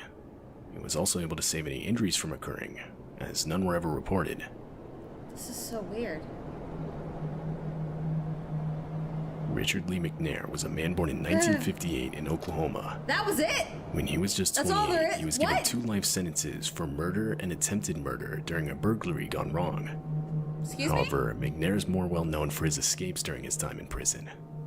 McNair successfully escaped law enforcement a total of 3 different times. Jesus fuck, dude. His first escape didn't last that long, only able to stay on the outside for a matter of minutes. And the second escape was a little different. 9 months out of prison as a fugitive on the run. Then, on April 5, 2006, McNair would make his 3rd and final attempt at escaping. It was successful, but seemingly not for long. As he was running on the side of the road, a police officer would notice him, and because police were informed of an escapee at the time, the officer would stop him. Temple. You live around here, buddy? No. Where you live at? Down the road by Pineville. Pineville? Uh-huh. Okay. Do you have any form of identification on you? No, man. All right. What is? We got an escapee. Oh. Where from? Prison. There's a prison here? Yeah. The whole event was caught on the police officer's dash cam, and I gotta commend it just a little bit. That's, see, I respect it. He killed someone, so like, fuck him. But also, unfortunately, that is what I require from criminals. If you're gonna do it, you gotta be a little suave with it. Hey, this is your chance at freedom. You better act your fucking ass off. Gotta act your fucking ass off. it shows as McNair desperately fabricates information in an attempt to convince the officer he's not the escaped prisoner. What's your address? I don't have an address. I'm at the hotel. We're working on houses and stuff like that, the roofing. Roofing? Yep. Okay. That's a good answer. Oh, the For My Brother is a little bit too much, but roofing is a good answer because they can, depending on where they're at, you could be just hired in for the job. It's like, oh no, I just took a roofing contract. I'm staying at the hotel. They put us up there. All right. Where are you staying at? That Titusville or Titus Inn? Titus Inn, little over. Where's that at? I don't even know the address. We just got into town about a week ago, and he dropped me off to jog. I always jog about 12 miles a day. Where'd he drop you off at? 12 miles a day is crazy. That road by, there's some construction going on up there, some houses, and he dropped me off. Who y'all work for? It's his, I know, what's the name of the company? Phil's Roofing. Okay. Phil's Roofing. Did you go through a briar patch or something? Well, yeah, roofing. I always roof in shorts and cut my scratching up on, you know, the roofing. That's why your knees are all cut up? McNair's ability to quickly come up with fake information proves extremely helpful. Yeah, if he just calmed down a little bit more, like the running helps. Because when you're lying, whether you realize it or not, you are out of breath. And it can come across very easily. So jogging or running up to someone, your nervousness, you can write off on, oh, I was just running. Oh no, I'm not nervous. I just came up the stairs. It's not a lie. I was jogging, you know. But also I'm employed as sus as hell. Yeah, 12 miles. You can tell he's freaking out a little bit because he's over exaggerating. Yeah, for my brother. And then he didn't remember that his brother is the one that got him in roofing, you know. Helpful in convincing the officer he had nothing to do with the escape. However, he would make a couple mistakes. I can keep an eye out for him, officer. I gotta get to X, Y, and Z. Oh, you can give me a ride? Great, thank you. Near the beginning of their conversation, the officer asks for McNair's name. He does this once again near the end of their conversation. What's your name? Robert Jones. Robert Jones? Uh-huh. What's your name again? Jimmy Jones. McNair gives two different fake names. Though the officer doesn't catch this, and in the end actually lets McNair go thinking he's just a jogger. When I crossed the tracks down there, I saw you running.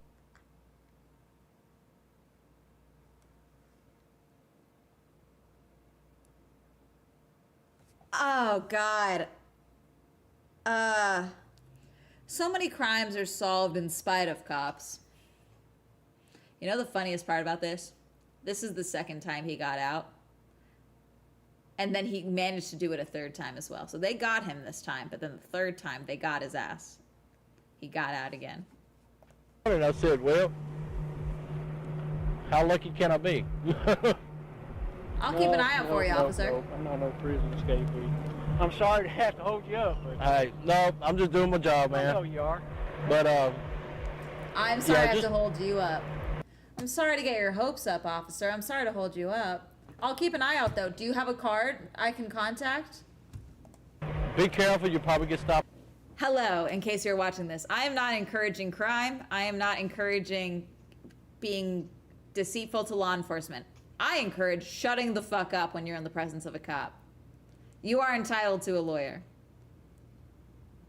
You have the right to remain silent, and you should exhibit that right. Okay? Okay. Stop again, okay? Don't. I'm just saying, if you're gonna do shit like this, I expect this level of at least partial savviness. Be alarmed by it. All right. That's our quick line there. You have a good day now. Be careful, buddy. Thank you. All right. This crucial mistake would allow Richard McNair to remain free for a full year and a half after this encounter. Once he was finally discovered again by law enforcement, he would be sent to a Supermax.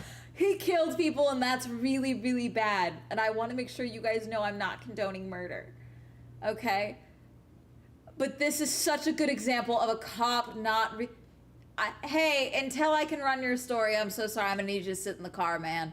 That's all it would have taken. Hey, with this escaped convict out there, we can't have people running around like this for safety reasons. Where can I drop you off? Where can I drop you off? A year and a half is fucking insane. That's fucking insane. Prison in Florence, Colorado, the most secure prison in all of the United States. Oh, okay. Another attempt to escape was never made by Richard Lee McNair. You said 3 times. I'm pulling up his name. Hold on. Richard Lee McNair. He's 67 years old. He's still alive.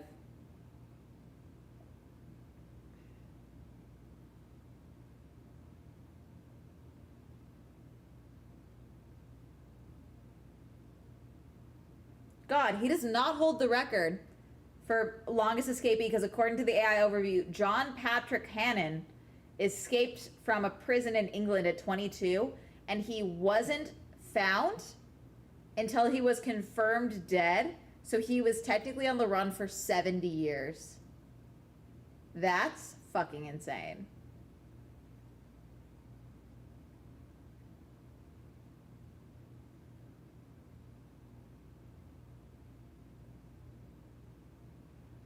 By the way, he mailed himself outside of the prison this time around.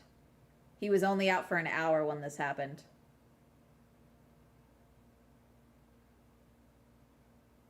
He mailed himself outside of prison.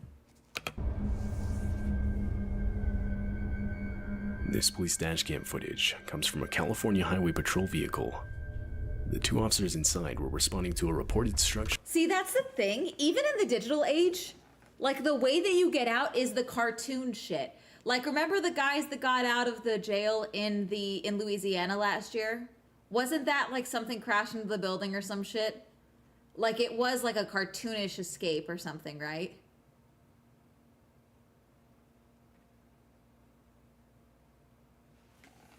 Fire when a large mudslide is quickly revealed on the road. But once it's noticed, it's too late. There wasn't enough time for the driver to react. Oh, God. Therefore, the patrol vehicle is sent directly into it. Yikes. All four wheels are quickly elevated off the ground, spinning the vehicle around and forcing it with the current of the mudslide. Oh, God.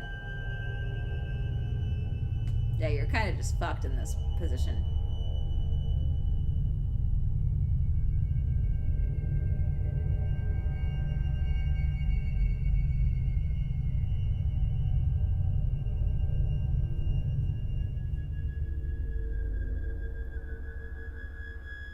Luckily, by some miracle, the officers were able to regain traction and drive ahead of the slide. By that point, there wasn't much they could do but warn pedestrians and watch the disturbing sight of the mudslide rushing down the road and tearing through their city.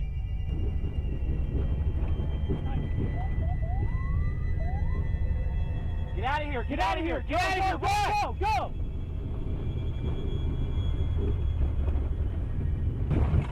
It's gonna come right through us. What are we supposed to do? I have no idea.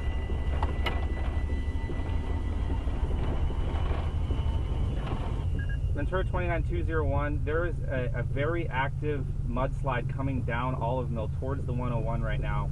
It overtook our vehicle as we were heading north on Olive Mill. We were able to barely escape and we're down by the freeway now.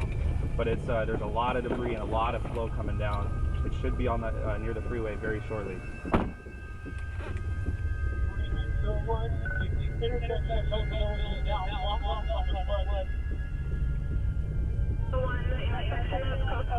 Oh, Jesus. Mike, get in the car. Mike, get in the car. Get in the car, Mike. Get in the car. Get in the fucking car. Mike, get in the fucking car, Mike. Mike, why are you outside the fucking car, Mike? What are we doing? Mike. In the early morning hours of July 27th, 2018, police in Wyoming received multiple calls reporting a reckless wrong-way driver on the highway. Officers Rob Meredith and Chris DeBoer were the first on scene. In order to stop the driver, the officers were forced to use their own police cruiser as a makeshift barricade, which was all caught on their dash cam. That's 1-0. Good. Take as many lanes as you can. Watch yourself, watch yourself. We are going to set up like this. He's coming right at us right now. Are we going to watch this thing get plowed into? As the two set up, the headlights of the wrong-way driver can be seen quickly approaching. Disturbingly, they're showing no signs of slowing down. Of course not. Or even diverting their vehicle's path to avoid a head-on collision. Why would they? Watch yourself, please. Yeah, I don't know what you expected there. I don't know what... Yep. Hope y'all are safe, because I don't want anyone getting injured or dying, but I don't know what you thought was going to happen. I don't know what we expected there, you know? Spike strip? The quick reaction of Officer Chris DeBoer to turn the cruiser into the impact was the only thing saving the vehicles from a head-on collision and a most likely fatal situation. The wrong-way driver later stopped further down the road and was taken to the hospital for treatment of injuries. He was a 60-year-old man and was charged with his third offense of operating a vehicle while intoxicated. As for the two police officers, they were lucky enough to make it out of the incident with only minor injuries. Alrighty. Copy, got hit a head on. All done. Where you at? All done, chat. We are done tonight. I think I'm gonna raid out. Oh god, there's 70 of you. Hi. You guys love when we get traumatized. I've noticed. Like sports, you guys don't give a fuck. There's maybe max like 55 of you. But horror? The horror of ghosts in the real world? Y'all get locked in. I'm gonna make ramen. It's gonna be great. I'm not even gonna write it out. I'm just gonna end the stream. Thank you guys for hanging out. I will see you guys potentially tomorrow. I have an early flight on Wednesday, so I might go live tomorrow as planned, but we shall see. I have a lot to get done, including fixing my hair, so we'll see.